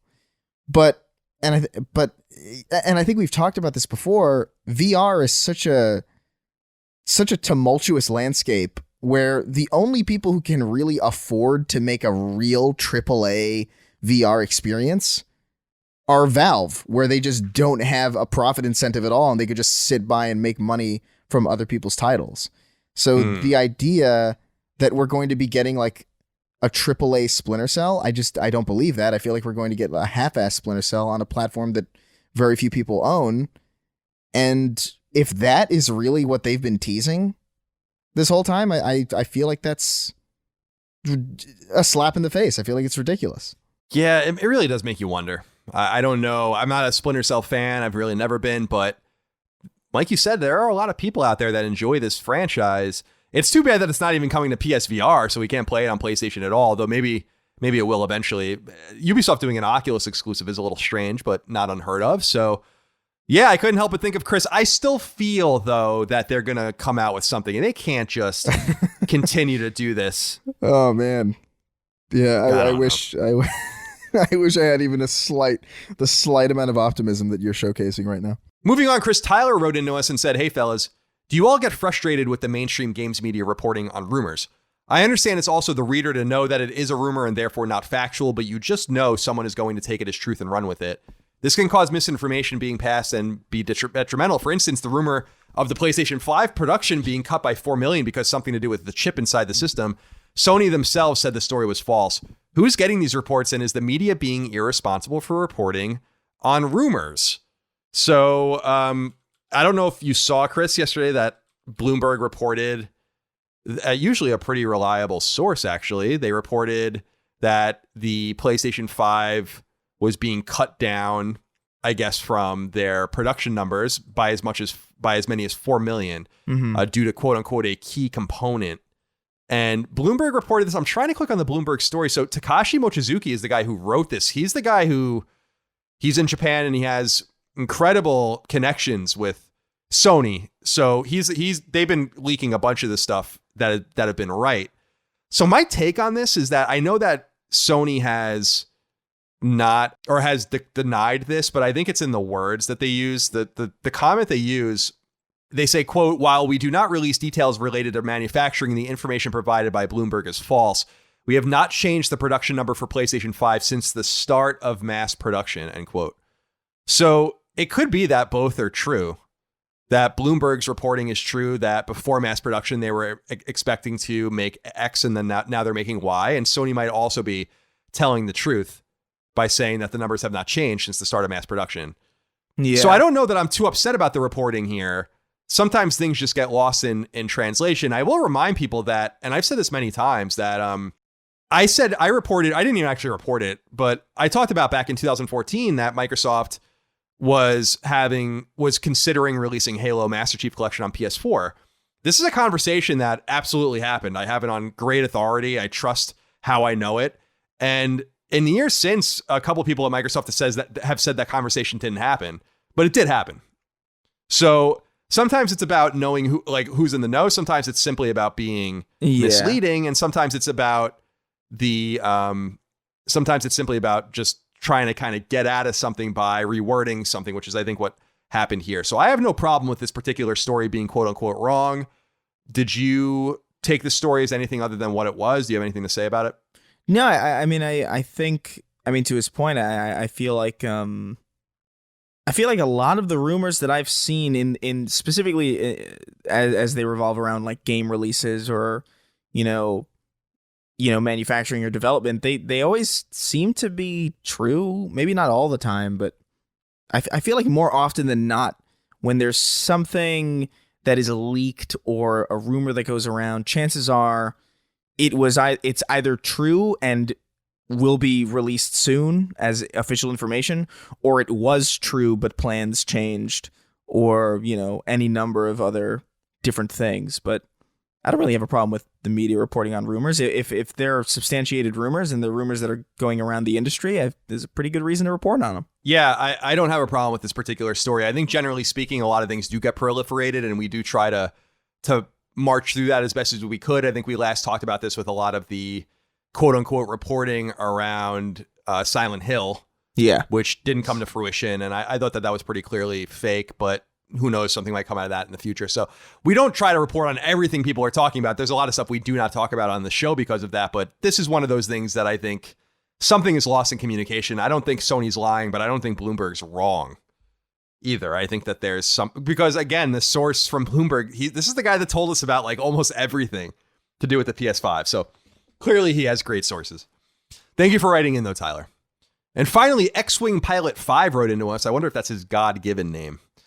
He says, "Hello, cowards. Peanut butter burgers are delicious. I've heard you talk down on one of my favorite meals for 2 long weeks now, and I needed to chime in. I'll take it one step further. Peanut butter and jalapenos together on the burger. The creaminess of the peanut butter and the spiciness of the jalapeno makes for a truly amazing burger experience. You have to try it. Chris, I will even pay you. Thanks for making the days." This has become a very contentious point. We got a lot of people writing in about this. This is apparently not as unacceptable as we had once assumed. Apparently. I don't know. What do you think? I'll tell you what I think. I think that I have never been in a restaurant or a bistro or a fast food place or any number of places that sell burgers that have even come close to offering peanut butter as a topping or a side.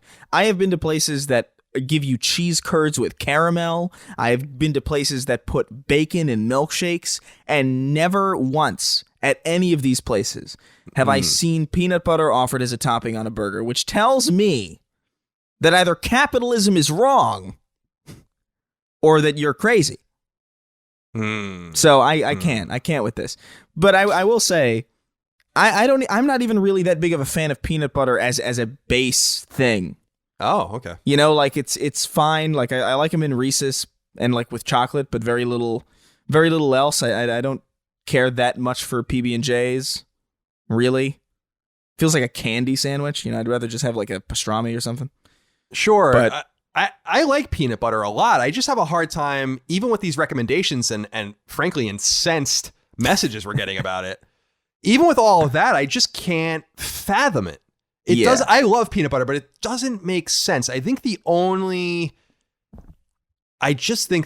way to know for sure is to try it, I guess. Yeah, that is true. Maybe if I'm stuck in a cave in like Abu Dhabi and someone, is holding me for ransom, maybe I'll do it. All right, Chris, let's talk about what we're playing finally. It says here you're playing The Outer Worlds, which you promised you would get back to. So what are you thinking about it? Yeah, well, I wanted to start Final Fantasy VII, but obviously I am not. I'm still quarantined in a hotel before it is safe for me to return home to my family. But so I downloaded the Outer Worlds instead and picked it back up on my laptop that I bought specifically for this trip. And yeah, I'm liking it a lot. I'm kind of going through the same motions that I went through already, because none of my cloud saves carried over to the PC version, which is kind of sad. But it's still as good as I remember it.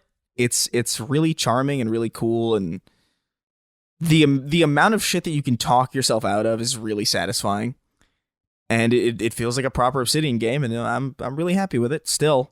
I'm hoping to finish it in this quarantine time, but because I heard it was pretty manageable.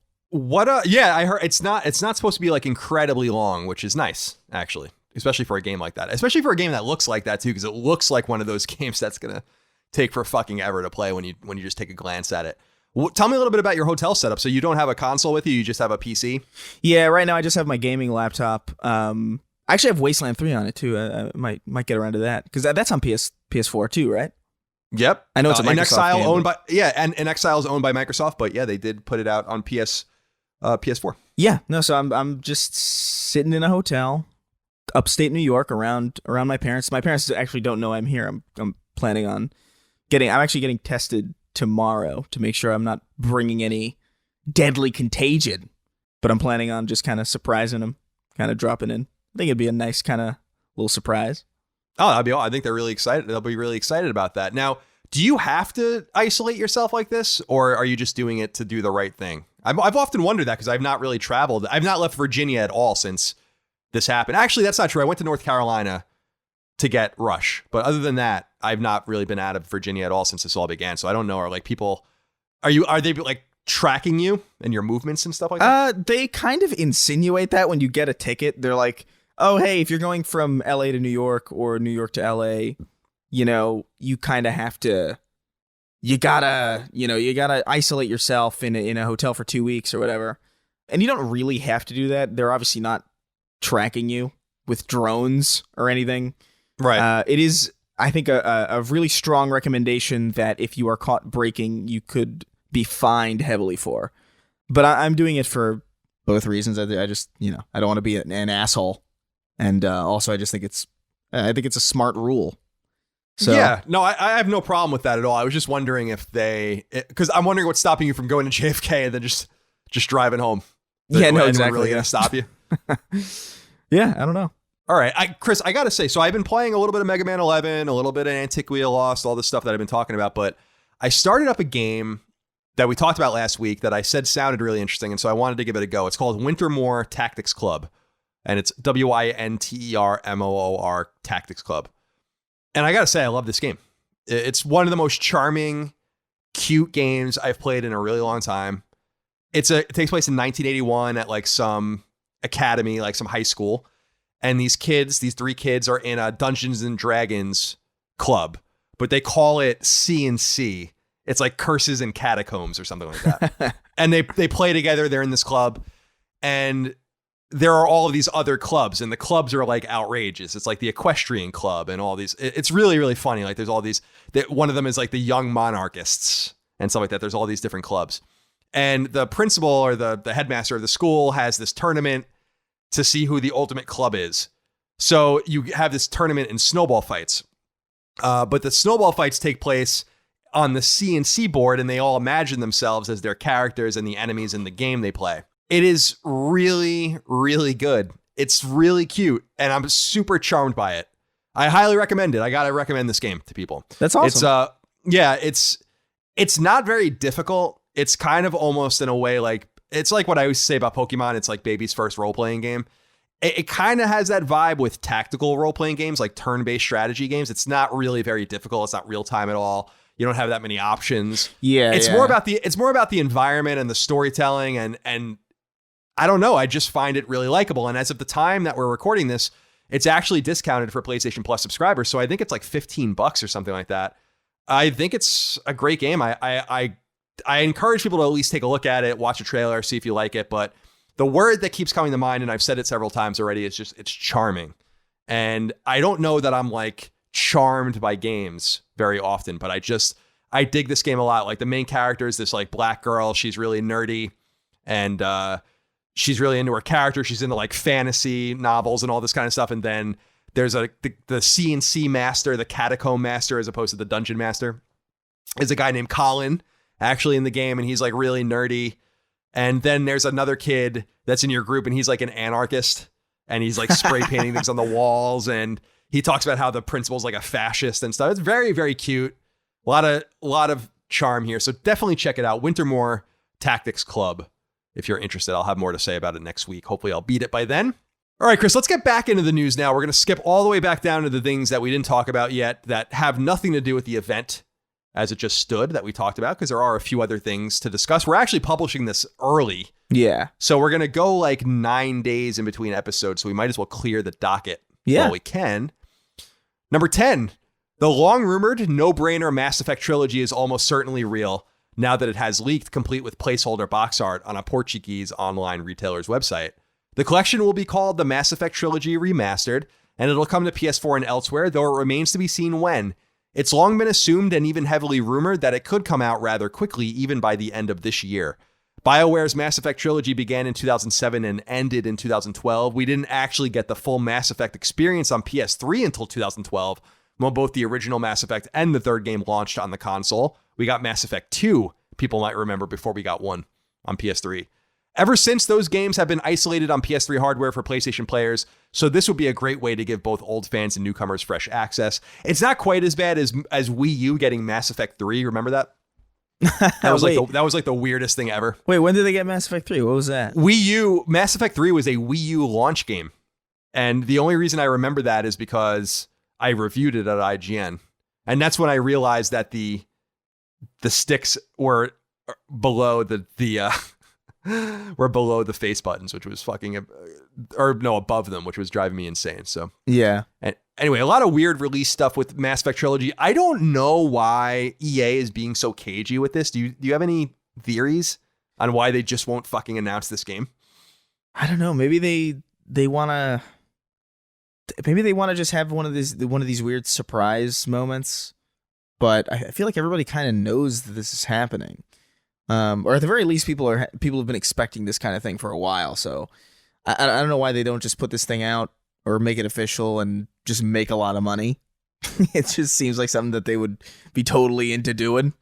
But I really have no idea why they would be so cagey about this. It doesn't seem to make sense. Mass Effect isn't necessarily this juggernaut anymore, thanks to, Andromeda not really painting the best series in the best of lights. I feel like any positive news you have about Mass Effect, you should probably get that out sooner rather than later. And especially because I don't know if you want to put it closer to Dragon Age 4 stuff.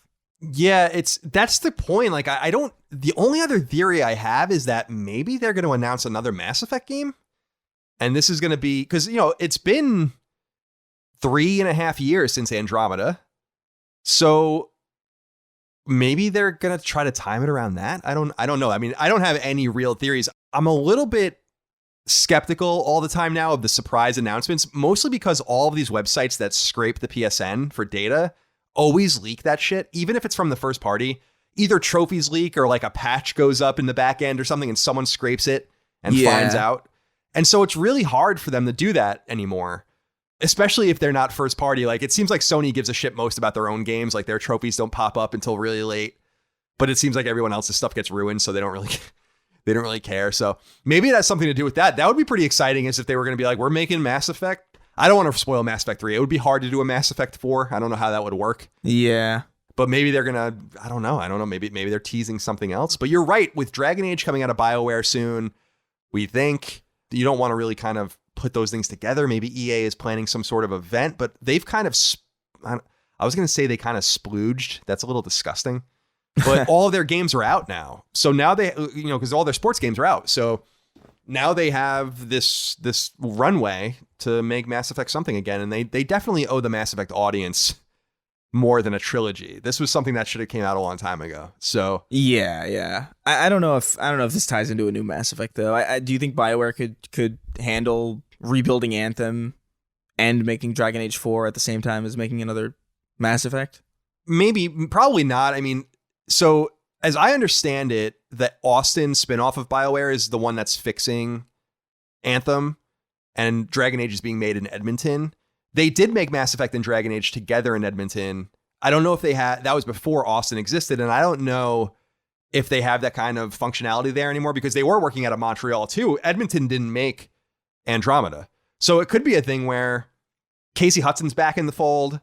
Drew Karpyshyn's not there anymore, so they don't have the writer because I think he works at Wizards of the Coast now. So I don't know.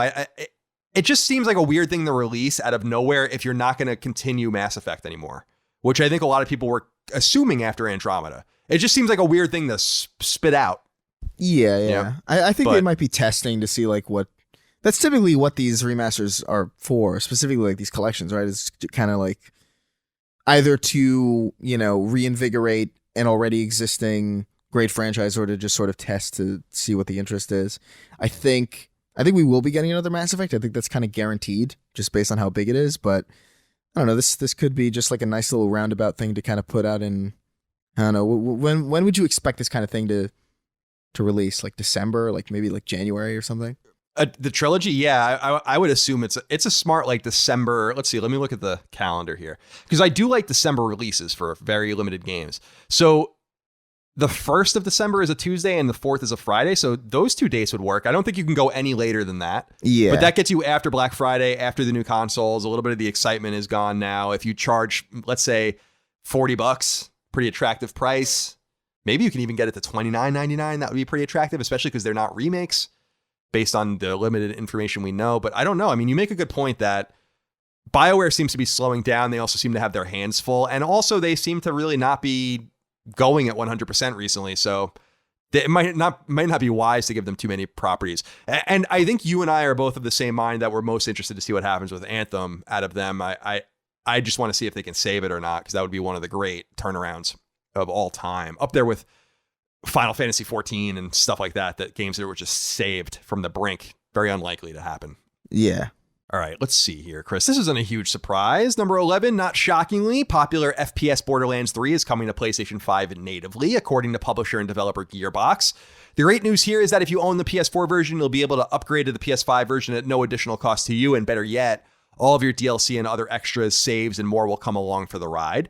The game will run at a smooth 60 frames at 4K while playing single player, and in an interesting move, 4-player split screen is being added to the next-gen edition of Borderlands 3. It seems completely stupid.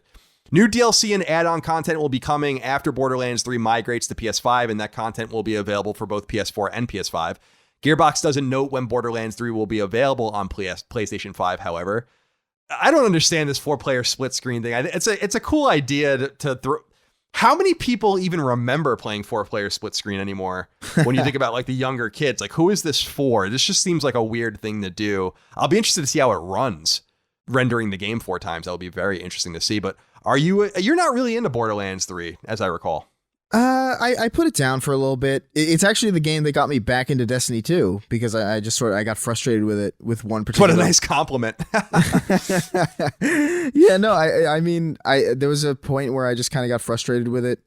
I got to a point where I was fighting this boss, and the boss fight kept elongating itself, and it was one of these like, oh, you kill him, but he's healed back to full health again. And it happened like 9 times. And it's like, I'm sure I was doing something wrong, but at a certain point, the joke was just like, the joke was just not funny after like the 9th time.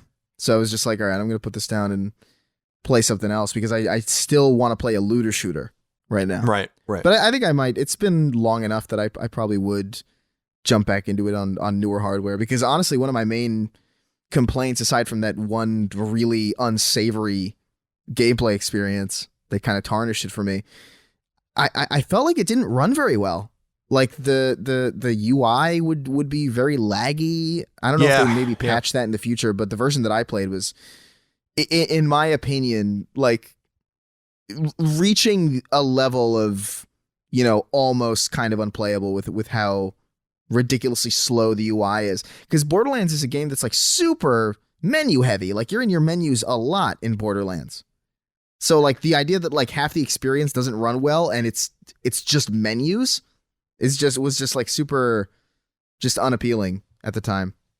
Yeah, you're absolutely right. Borderlands 3's menus were so overproduced, let's say, that they weren't running well. They did patch that eventually. I recall them patching it. People would have to go back and listen to old episodes of this show, but I think they patched it when I was almost done. So it didn't come in time for me, but hopefully for others. The PS5 won't have that issue, obviously, but I liked Borderlands 3 a lot. I like Borderlands. I'm not really into it for the humor and stuff like that, like the zaniness. I really just like playing it. I think they're fun to play. But I don't know that I'll play it again on PS5, but it's cool that it'll be free. So I have that option if I want to without spending more money. So thank you, Gearbox. We'll be keeping an eye out for that. No release date yet. Number 12, as it does each month, the MPD Group has revealed new video game sales data for the United States, this time for the month of August 2020. For starters, industry spending is way, way up. Perhaps not surprising considering the state of the world, but really surprising considering the waning generation and dropping prices. The industry experienced a staggering 37% year-over-year spending hike in August, which is incredible. That's nuts. So for people to just consider that, the industry is making about a third more than it did last year with cheaper consoles and cheaper games. So this is a great sign for the ubiquity of video games, regardless of where you play. I think it's a great sign for us as gamers. The 5 best-selling games in August in the US were in order: Madden NFL 21, UFC 4, Call of Duty Modern Warfare, Ghosts of Tsushima, and Animal Crossing New Horizons. By the way, Animal Crossing doesn't count digital sales, so it's almost certainly higher than that. Other notable games include Mortal Kombat 11 at 10, The Last of Us Part 2 at 12, and Final Fantasy VII Remake at 19. For the year so far, the top 10 best-selling games are Call of Duty Modern Warfare, Animal Crossing New Horizons, The Last of Us Part 2, Final Fantasy VII Remake, Ghosts of Tsushima, Madden NFL 21, Dragon Ball Z Kakarot, MLB 20 The Show, Mario Kart 8, and Mortal Kombat 11. Judging just PlayStation 4 software sales, these are the top 10 best-selling games in the US in August: Madden NFL 21, Ghost of Tsushima, UFC 4, Call of Duty Modern Warfare, The Last of Us Part 2, Minecraft, Final Fantasy VII Remake, MLB 20 The Show, Spider-Man, and PGA Tour 2K21 sneaking in there. And though it came out just this month and won't be counted until September's MPD report, they recently released an immaculate Activision compilation. Tony Hawk's Pro Skater 1 and 2 is the fastest selling iteration of Tony Hawk in the series' 20 plus year history. I thought that was a funny little stat. That's awesome. So that's doing really, really well. We'll obviously see much more Tony Hawk in the future. So Chris, I wanted to go into these sales just a little bit. Madden NFL 21 is already the 6th best-selling game of the year. Just goes to show you how powerful that game is. I think people, especially listening to this show that probably aren't sports gamers too much, really underestimate that. So Madden NFL 21 doing really well. And also, if you break down sales, top 10 sales for the year so far, Sony has 4 exclusives on that chart. They have the 3rd, 4th, 5th, and 8th best-selling games. And The Last of Us, Final Fantasy VII, Ghost of Tsushima, and MLB The Show. 3 of those games are first party. And as I said earlier, PGA Tour 2K21 making a return for the first time in 3 years. The 10th best-selling game on PS4 for the month. So maybe coming back into its own. We'll have to keep an eye out for that. But congratulations to everyone that's selling so very well, including UFC 4, which I didn't even realize came out. Yeah. 2nd best-selling game of the month. Look at that. Number 13, the Embracer Group, the holding company for THQ Nordic and its many associate companies and subsidiaries, has made yet another acquisition, this time of the Dutch studio called Vertigo Games. The price Embracer paid was worth about 50 million euro. This is a substantial move for Embracer and for PlayStation gamers, since Vertigo Games is a VR-only developer, and since Vertigo happens to be the developer of one of PSVR's most popular best-selling games, Arizona Sunshine, an FPS that launched back in 2016. The team has since been working on After the Fall, which, like Arizona Sunshine, is a co-op shooter that will be coming to PSVR at an undetermined point in the future. Vertigo also acts as a publisher for PSVR games. Games like A Fisherman's Tale and Traffic Jams came through them, even though they didn't make them. So Embracer, THQ Nordic, adding to their profile, their portfolio of studios. Vertigo is a great pickup for them.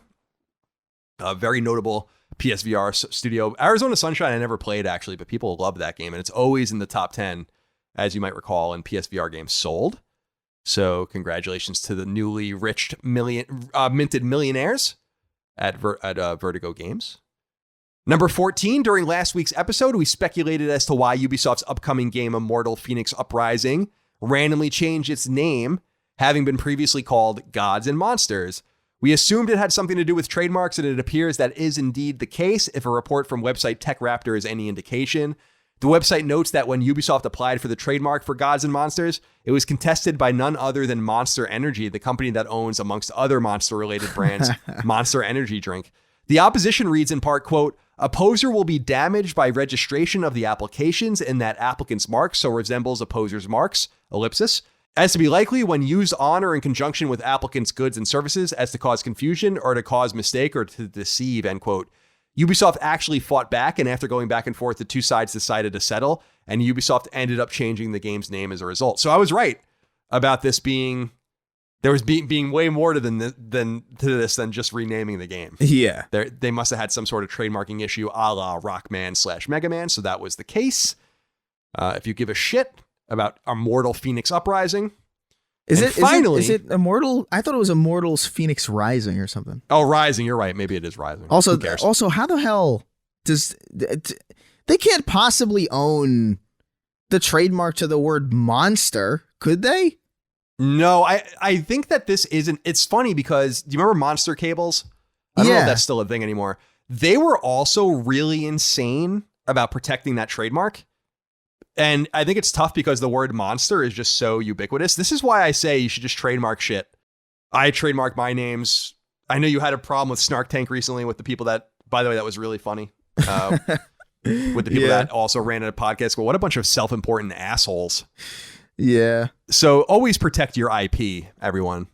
And finally, number 15 is a wrap up.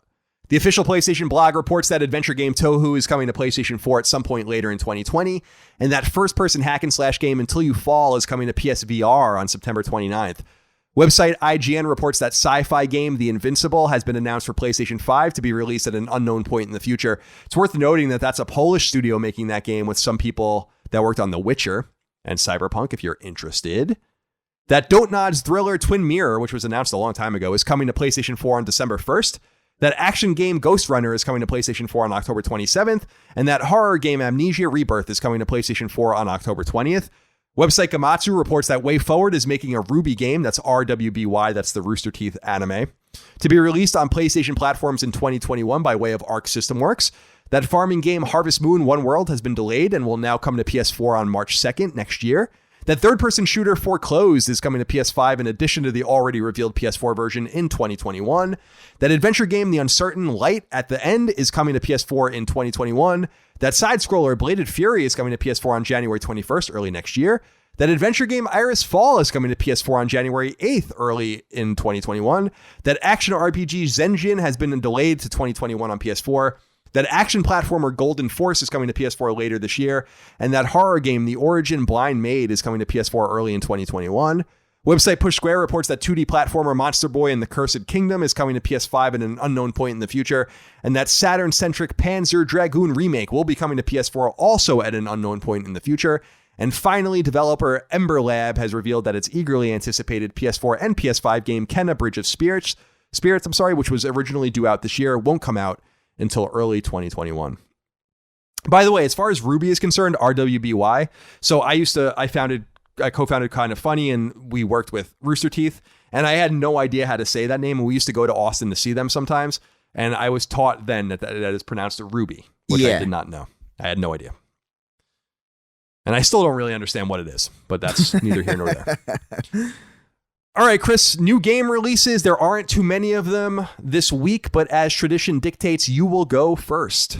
Active Neurons 2 comes to PS4. Active Neurons 2 is a game that trains the player in spatial logical thinking. Your main task in the game is to collect enough energy to discover the 12 greatest inventions of mankind. Look for the right way to energy charges?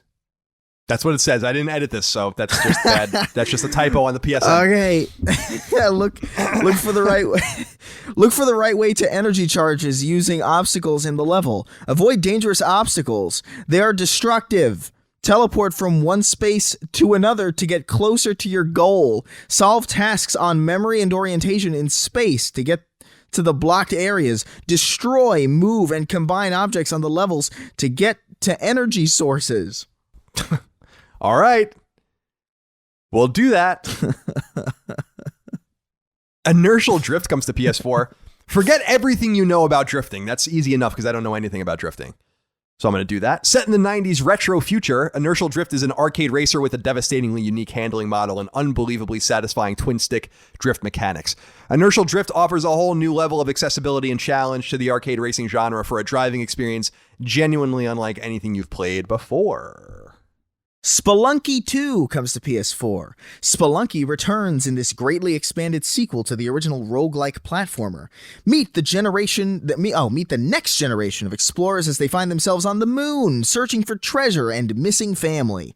Spelunky 2 builds upon the unique randomized challenges that made the original a classic, offering a huge adventure designed to satisfy players old and new. Explore the game alone, play locally with up to 4 players, or, for the first time, join up with friends online to unravel its mysteries together, or battle it out in competitive arena modes. Did you know anyone that was really into Spelunky, by chance? You know what? No. I saw it a lot on XBLA, on the Xbox Live Arcade, but I didn't know anybody who really played it.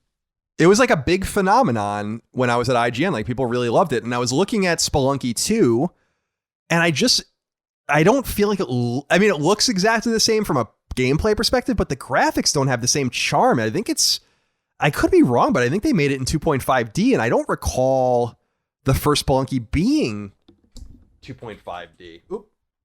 I want to look because I want to make sure I'm not crazy about this. Do you remember? I don't really remember. I feel like it was sprites, but I might be misremembering. Yeah, no, they definitely look different. Maybe not. I don't know. I can't tell. Everything's so fucking compressed on YouTube. Drive me nuts. Yeah, no, it's pretty bad. So anyway, that's coming out. That's a big release. Spelunky's huge. I don't know if it's as huge as it used to be, but it was definitely. I felt like, because I'm such a big fan of side scrollers, I always felt like I was missing something. So I don't really give a shit about this game, but it was on Vita and people really liked it there. All right. Spot the Difference comes to PS4. From the original creators of the world famous Spot the Difference amusement machine game, we bring you 2-player Spot the Difference. So now, for the first time ever, you can play head to head against anyone, anytime, a world first. Why is world capitalized? This 2-player edition of Spot the Difference has the same exciting gameplay as the original amusement machine game. And just like the amusement machine, it will take sharp eyes and quick wits to uncover all the differences before you opponent, or against the clock in single player mode. Equipped with our patented Spot the Difference image processing technology, no game will be the same. Come on, man. I want people to just go read. It's not even the way it reads, which is not right, but just look at the way it's written.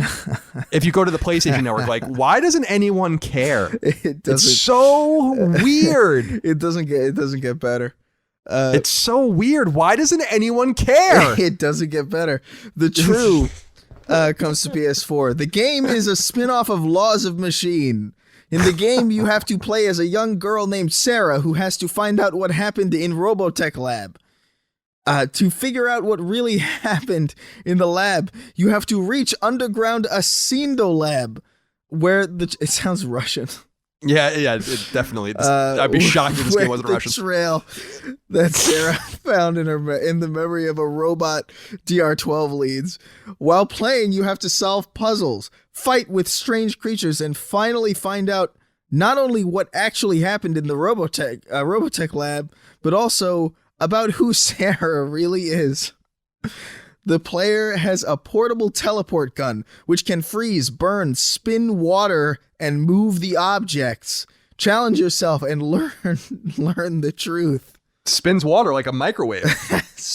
I think that's how microwaves make things warm, right? Yeah, It rotates the water molecule. Yeah, it just rotates radiation into your food. And I love, by the way, when people still use the terminology like, I'm going to nuke this when they put it in the microwave. Yeah. Which is like such old, like 50-year-old terminology. I love that that's just transcended time today. It's so good. It's so weird that microwaves used to be, you ever see like an old microwave that's like enormous? They used to be microwaves were enormous. It's so funny how small they've become. All right. Finally, Chris, Windbound comes to PS4. Shipwrecked alone on an uncharted island, explore, adapt, and navigate the land and perilous seas to stay alive. As Kara, you are a warrior caught at sea in a fierce storm, adrift from your tribe. Thrown from your boat at the mercy of the turbulent waters, you are tossed onto the shores of the Forbidden Islands, a mysterious paradise. With no boat, no food or tools, just the will and skill to survive. Uncover this beautiful island's rich resources. Craft tools and weapons to hunt and defend yourself against nature itself with its wild and fantastical creatures. Whilst exploring further islands and the scattered ruins across their lands, secrets of the past and glimpses of the future are revealed. Unravel the mystery behind them all, and you may find more than just your way home. That's the only decent write-up that we have this week. Yeah. But Spelunky 2 is probably the only notable game. Inertial Drift is I've been reading about here and there. I don't know if it's any good, but not too much to select from this week. This used to be the way PSN looked at one time. Yeah. In the distant past. All right, Chris, let's get into listener mail. As tradition dictates, we always end with 6 questions, comments, concerns, thoughts, and ideas from the audience as gleaned from patreon.com/CollinsLastStand, where 10,000 of you support us, and we appreciate it very much. Why am I yelling like this? I don't know what's going on. All right. Kane Taylor wrote into us, said, hey guys, a bit of a weird one here, but do you find that as video game fans, we're constantly riding the treadmill of hype? It occurred to me the other day that I'm always looking forward to the next big thing and all of its promises, yet never really taking the time to appreciate what we already have. We seem to be in a forward-facing perpetual loop, hanging on to the next piece of gaming hype. While I do enjoy this hobby, it does make me wonder what other industries have as much hype among their fans. It seems that as fans, our default position is to be hyped unless given a reason not to be. Yet other industries have to consistently fight to prove themselves worthy of our hard-earned money and attention. As a side note, I do think you two boys do a great job of staying fairly grounded, but you don't have to look much further to find other game journalists who are losing their minds over a mere hint of a release date announcing an upcoming CGI teaser about some concept art. Interested to hear your thoughts. I thought Kane's question, Chris, was really good to include in this episode because of what we're talking about today, PlayStation 5 and its release date and its price. I've long been an advocate of anti-hype. I think it's really important to have anti-hype in the gaming industry. I don't understand where all of the hype comes from. Here's the thing. I love video games. I've been playing video games for over 30 years. I made a profession out of video games. I make video games now. I love them. They're my life. I don't understand being perpetually excited about everything corporations tell you. It makes no sense. To Kane's point, it doesn't happen in any other industry. And I always try to, I want to garner an audience that's kind of like-minded, or at least if they're not like-minded, that they understand where we're coming from or where I'm coming from, where I'm not going to get excited about something, really, truly excited about it with rare exception until I play it.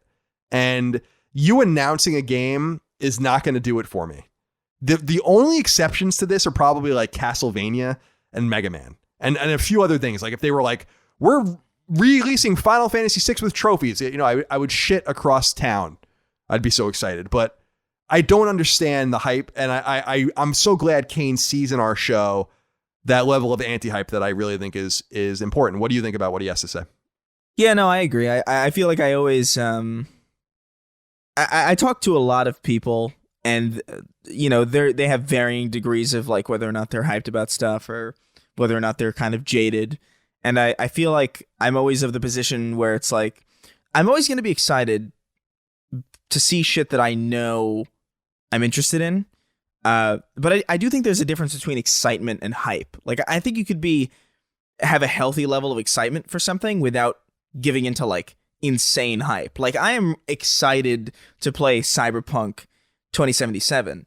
I don't think it's going to be the greatest thing that's ever been created. I don't think it's going to, find me a wife and a happy life. But, I have reason to believe that it's going to be a solid game, and I have a reason to expect that I'm going to enjoy my time with it. And because of that, I can have a healthy amount of excitement, and I think that's fine. I think everybody has their own thing that they get super hyped about. Obviously, like, whenever Bungie does anything, I'm probably going to be excited regardless. Like, they could say, like, literally, oh, we're announcing a new game. It's called Garbage Child, and I'll be like, yes, yes, I'll pre-order that today. And I think everybody gets one. I think that's right. That's kind of the way that I approach things. It's like you can have one thing that you're unreasonably hyped about, but when you're tweeting about every single thing, and you're just like, wow, oh wow, I can't believe this game doesn't look like a piece of shit, and that's like your bar, like I don't know.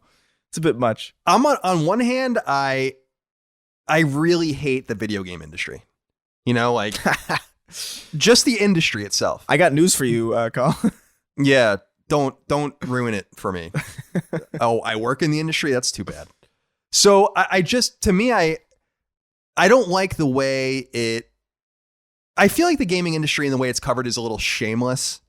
And it was why I wanted to put, and why I think all Lilymo games moving forward are going to put in front of it. When you turn on our game, Twinbreaker, it thanks you for buying it. And thanks you for spending the time to play it. And like just those little things, I think, go a long way to making the industry more hospitable and more habitable to people that just want to buy a game and play it and not get wrapped up in the hype and not get wrapped up in the excitement and all of that.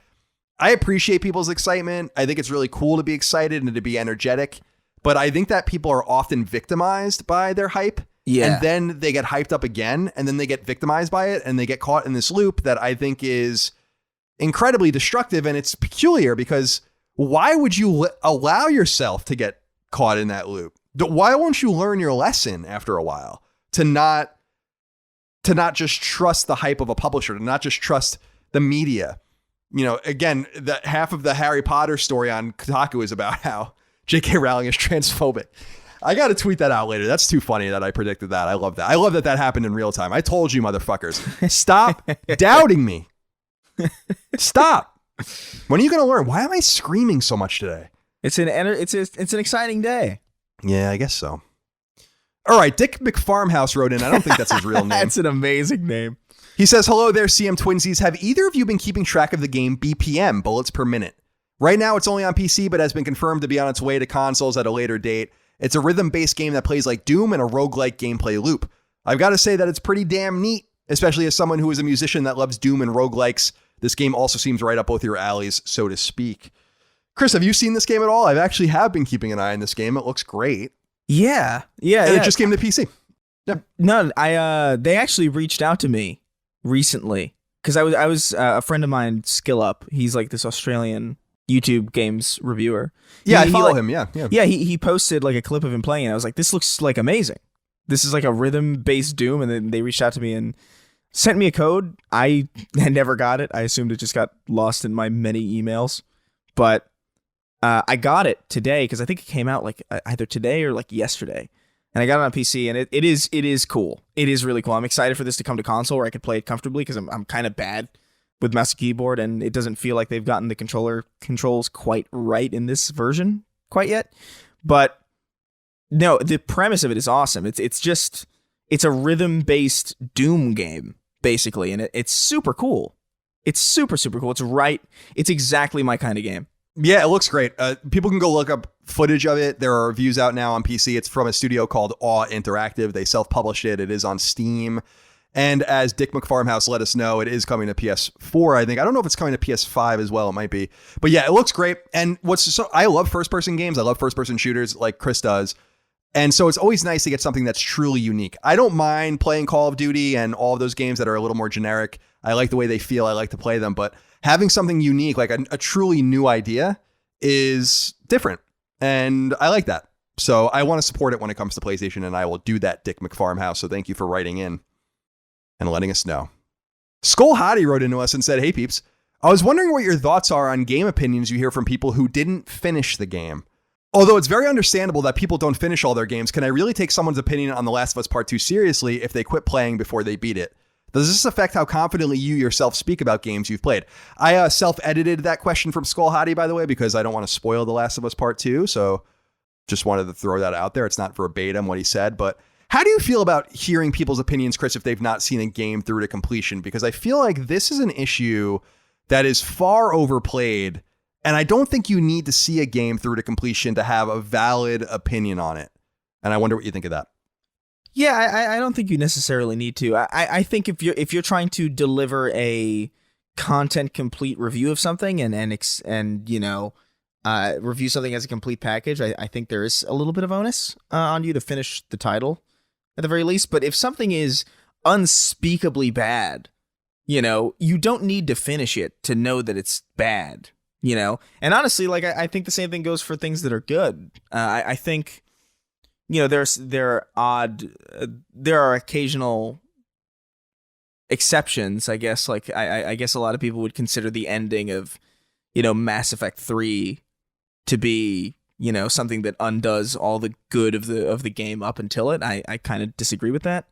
But yeah, I haven't finished Final Fantasy VII Remake, and I can tell you that's a good game. I still think that's a good game, and I think if I beat it, my opinion wouldn't change so much as I would just be more convinced of the opinion that I already had.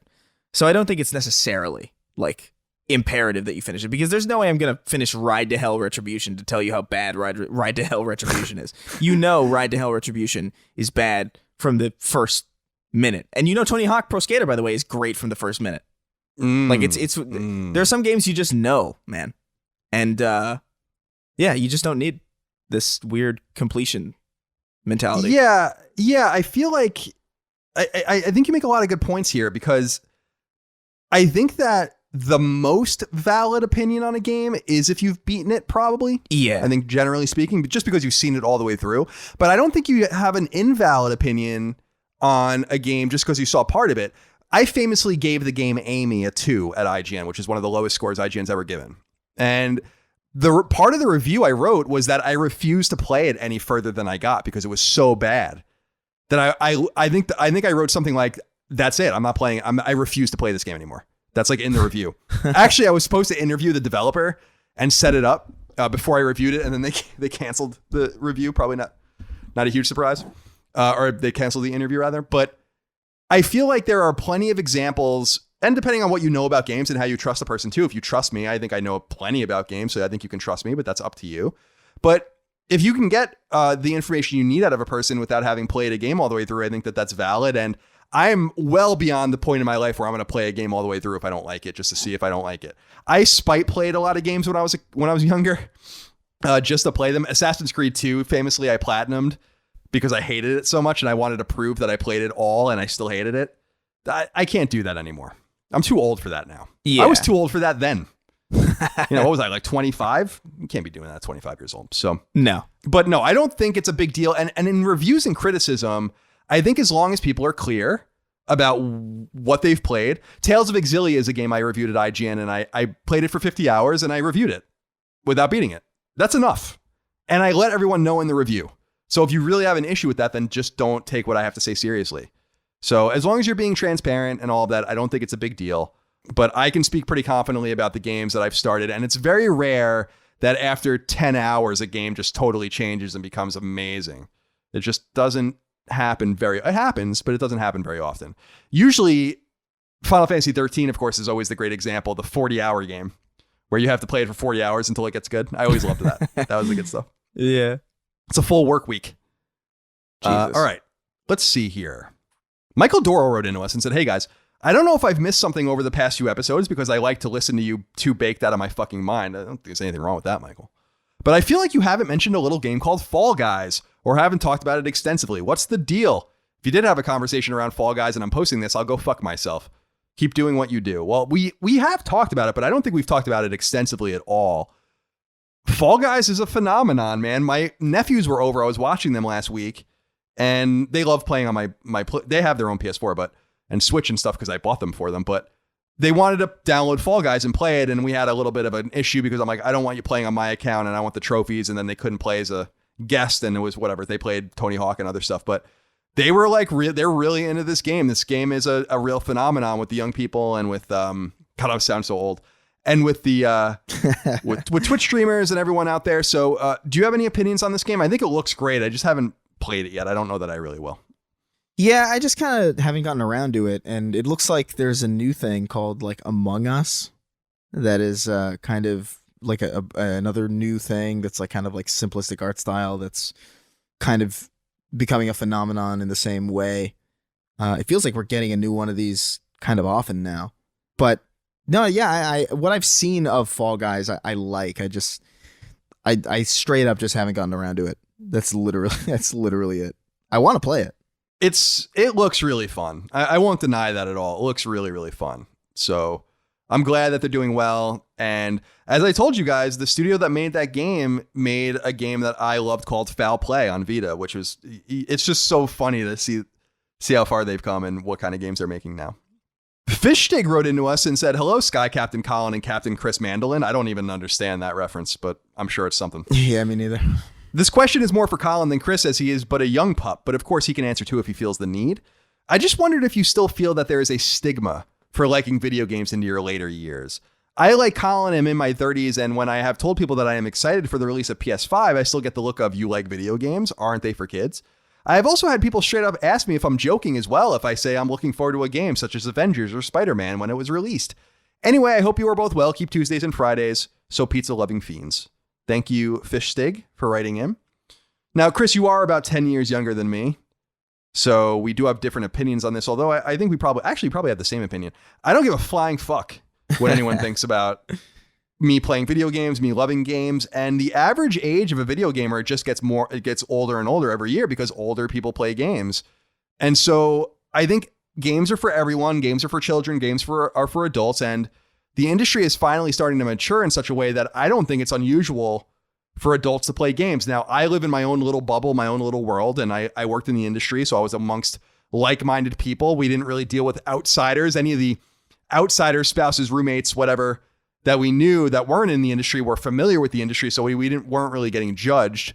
But I don't know that I've ever really truly felt judged as an adult, and maybe a lot of that has to do with the fact that I've just made a go of it as an adult, where I've just made my money in the industry. I've made a career in the industry and own businesses in the industry, so it's a little different for me as opposed to just someone who's playing, so I've never felt that judgment and that stigma. Maybe that's possible. Chris, how do you feel about Fishstig's inquiry about age and stigmas and gaming, and is there such a thing as being too old, and how do you deal with that, and do you care? Do you deal with any of that in your own life? Yeah, no, I gotta say I think I might be in a similar situation as you, where I'm not in the video game industry directly, but I am in the content creator space, and most of the people that I meet are just sort of already into video games. They know what Twitch streaming is. They kind of understand the medium. But even outside of career, I feel like, I've always had a lot of cousins and a lot of uncles who play video games, and they play video games with their kids, and every New Year's they come over and they play like Call of Duty or, whatever the hell. And so, yeah, games, I regularly have conversations with uncles and cousins who are like way older than me that are like pumped about, any number of things. I still have cousins and uncles who have kids who are excited about like Marvel movies. I feel like that stigma is kind of going away. I feel like it's something that I really haven't dealt with since, geez, probably like maybe when I was like a really little kid. Some kids would be like, ew, you like video games, but then like eventually Madden was popular, so even those kids got around to playing it at some point, or like NBA 2K or something like that. Yeah, times are changing, which is great. So no worries about the stigma. Don't worry about what other people think about you. Just do what you do. As long as you're not hurting anyone and you're taking care of your business, I say do what you do. And finally, Trent Sinning wrote into us and said, what's up, guys? How do you think physical collector's editions will be handled this console generation? With both Sony and Microsoft making digital-only versions of their consoles, it would seem wrong for these special collector's editions to include a physical copy of the game, like they usually do now. Do you think we start seeing collector's editions being sold without a game, or would they just include a download code that comes with them? Keep up the great work, guys. I do love the idea of having two different collector's editions. I wonder, though, how they're going to deal with this. What do you think? I feel like people that are getting the digital consoles are not going to be interested in collector's editions of physical games anyway. So there is no point. I guess maybe people want some of the accoutrements and like tchotchkes, but I don't know that there's going to be much crossover. Why would you buy a digital version of a console and then buy a physical collector's edition of a game? It doesn't really seem to make any sense. Yeah, I think I'm kind of with you. I think the most likely scenario is you'll have an option, right? You'll have like, okay, with disc or without, or maybe you just have a collector's edition that is just base, like that isn't console or platform specific, and it just sort of has like the accoutrements, and then you just bundle the game separately as you get a PS4 disc or a PS4 code or an Xbox code or an Xbox disc, but the collector's edition physically is essentially the same, or something along those lines, just to streamline and simplify, as opposed to having like several different SKUs of the same collector's edition, which I feel like would be a little bit confusing. I don't know. It's a weird thing, but I remember I can't remember the first game to do this, to launch without a game in the collector's edition, but I remember thinking at the time that it was kind of smart, just because it gives people an opportunity to like pre-order something that they know they're going to want, like in the form of like a bunch of collectible items, without having to make like a platform commitment if they don't know what platform they're going to get yet. So I do think there's an intelligence to that philosophy of like no game with a collector's edition, but we're really just going to have to see how it shakes this generation now that all digital editions of the consoles are going to be kind of widespread. Yeah, I wonder if it becomes more about, again, those accoutrements as opposed to the game. Like, here's just a limited edition statue that you can buy separate from the game. Now everything won't come together. This is one of those proof in the pudding things where we're going to see how the publishers deal with them. It's funny you brought up that this already happens. I mean, it was a story when a game, in the rare occasion when a special edition didn't come with the game itself. It's funny that you thought that was smart. It probably actually was, because it was a trend moving towards the digital future. But I remember everyone thinking that was madness at the time. Yeah, no. I remember being like one of the only people who thought it was kind of cool.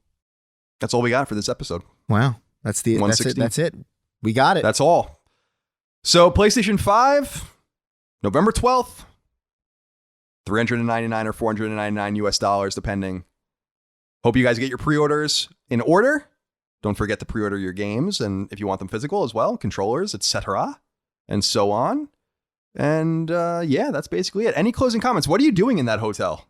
Literally nothing. Just playing games and writing videos and trying to film a little bit. Cool. Yeah. All right. Well, just trying to be productive while I'm isolated from my family, which I know will distract me once I'm there. Right. Yeah. Get all your work done now so that you don't have to worry about it later. That's very smart. Yeah. All right, everyone. Thank you out there for your love, kindness, and support. Hope you enjoyed this early episode of Sacred Symbols. We'll be back on the normal published schedule, both on Patreon and free feeds moving forward, but we didn't want to make you wait for this important news. And that's basically it. I think I got to go work out and eat. It's 9:30 at night, and I haven't done either of those things yet. So yeah, I should do that too. Yeah, time to get going. So Chris, thank you for your time. Appreciate you as always. Of course. And thank you all out there for your love, kindness, and support. We'll see you next time for more Sacred Symbols, a PlayStation podcast. Until then, goodbye. Take care, guys. Sacred Symbols, a PlayStation podcast, is a product of and a registered trademark of Colin's Last Stand, LLC, and is recorded from Richmond, Virginia, and Burbank, California, USA.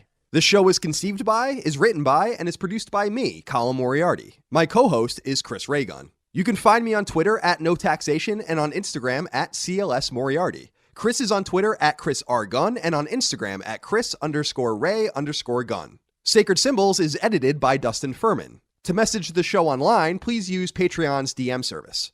As you know, all of Colin's Last Stand shows, including Sacred Symbols, are fan-funded on Patreon at patreon.com/ColinsLastStand. The following names are at the producer level or higher on Patreon, and we are eternally grateful for your kindness, generosity, and fandom. Jariah King, Nick DeMarco, Constantine Valencia, Avery Lewandowski, an unofficial controller podcast, Bjorn Campbell, Andrew Morgan, Gregory Slavinsky, Stephen Nieder, Ross Maranka, Zach Parsley, Jerome Ferreira, John, Jeremy Shook, Miguel A. Brewer, Morgan Ashley, Ben, Azan, Isaac Wasterman, Michael Vecchio, Joey Finelli, SL the FMA, Ryan T. Mandel, Jorge Palomino, Paul Joyce, Enrique Perez, Don Lee, Daniel D'Amore, Brad Cooley, Jeremy Key, Patrick Leslie, P. Homeworld Hub, Dante Harris, Betty Ann Moriarty, Gavin, Colin Jewell, Nelson LeBlanc, Daniel Johnson, Zach Bonham, Jay Getter, Vexius, Greg Lotta, Jeff Mercado, Galja, Todd Paxton, Darren Gardner, of Fortuna, Boots, Megadet, Kevin Komaki, Saul Balcazar, Raul Melendez, Robbie Hensley, Bloody Fang, Eric Harden, Matt Martin, Rodney Coleman, Chris Moore, Spencer Brand, TB Lightning, Auntie Kinnanen, Taylor Barkley, Chris Galvin, Ryan Murdoch, Jesse Owen, Mason Cadillac, Scott Lovelace, Chris Bustin, George Anthony Nunez, Kyle Hagel, Colin Love, Daryl E. Naiman, Ryan Arkittredge, Michael S., Joshua Smallwood, Damon Weathers, Cody Bradbury, Carl Tolman, Richter86, Barrett Boswell, Andrew Parker, Christopher DeVio, Donnie Nolan, Patrick Harper, Gerald Pennington, Greg Julips, Blake Israel, Sean Mason, Josh Gravelick, Brian Chan, Connor Gashian, Lawrence F. Prokop, Organic Produce, Toothless Gibbon, James Kinslow III, Tyler Bello, Mubarak, Alan Tremblay, McDog18, Richard Hebert III, Miranda Grubber, Marius Scarsom Peterson, Ray Leja, David Castanez, Throw7, Josh Yeager, Martin Beck, Nathan R., Joe McPartland, Gamer Filmaholic, Colin Davenport, Eric Finkenbeiner, Lou and Ray Loper, Josh Bushing, Dylan Burns, John Schultz, David Chestnut, Anton Kay, Corey Wyatt, Tony Zaniga, Sean Battershall, Alex Cabrera, Lennon Brixey, Hugo's Desk, Peter Reynolds, William O'Carroll, Phil Crone, Mike Wayne, Adam Nix, Josh McKinney, Michael Gates, Alex Gates, Sean Chandler, Petro Rose, Gio Corsi, Justin Wagaman, Chad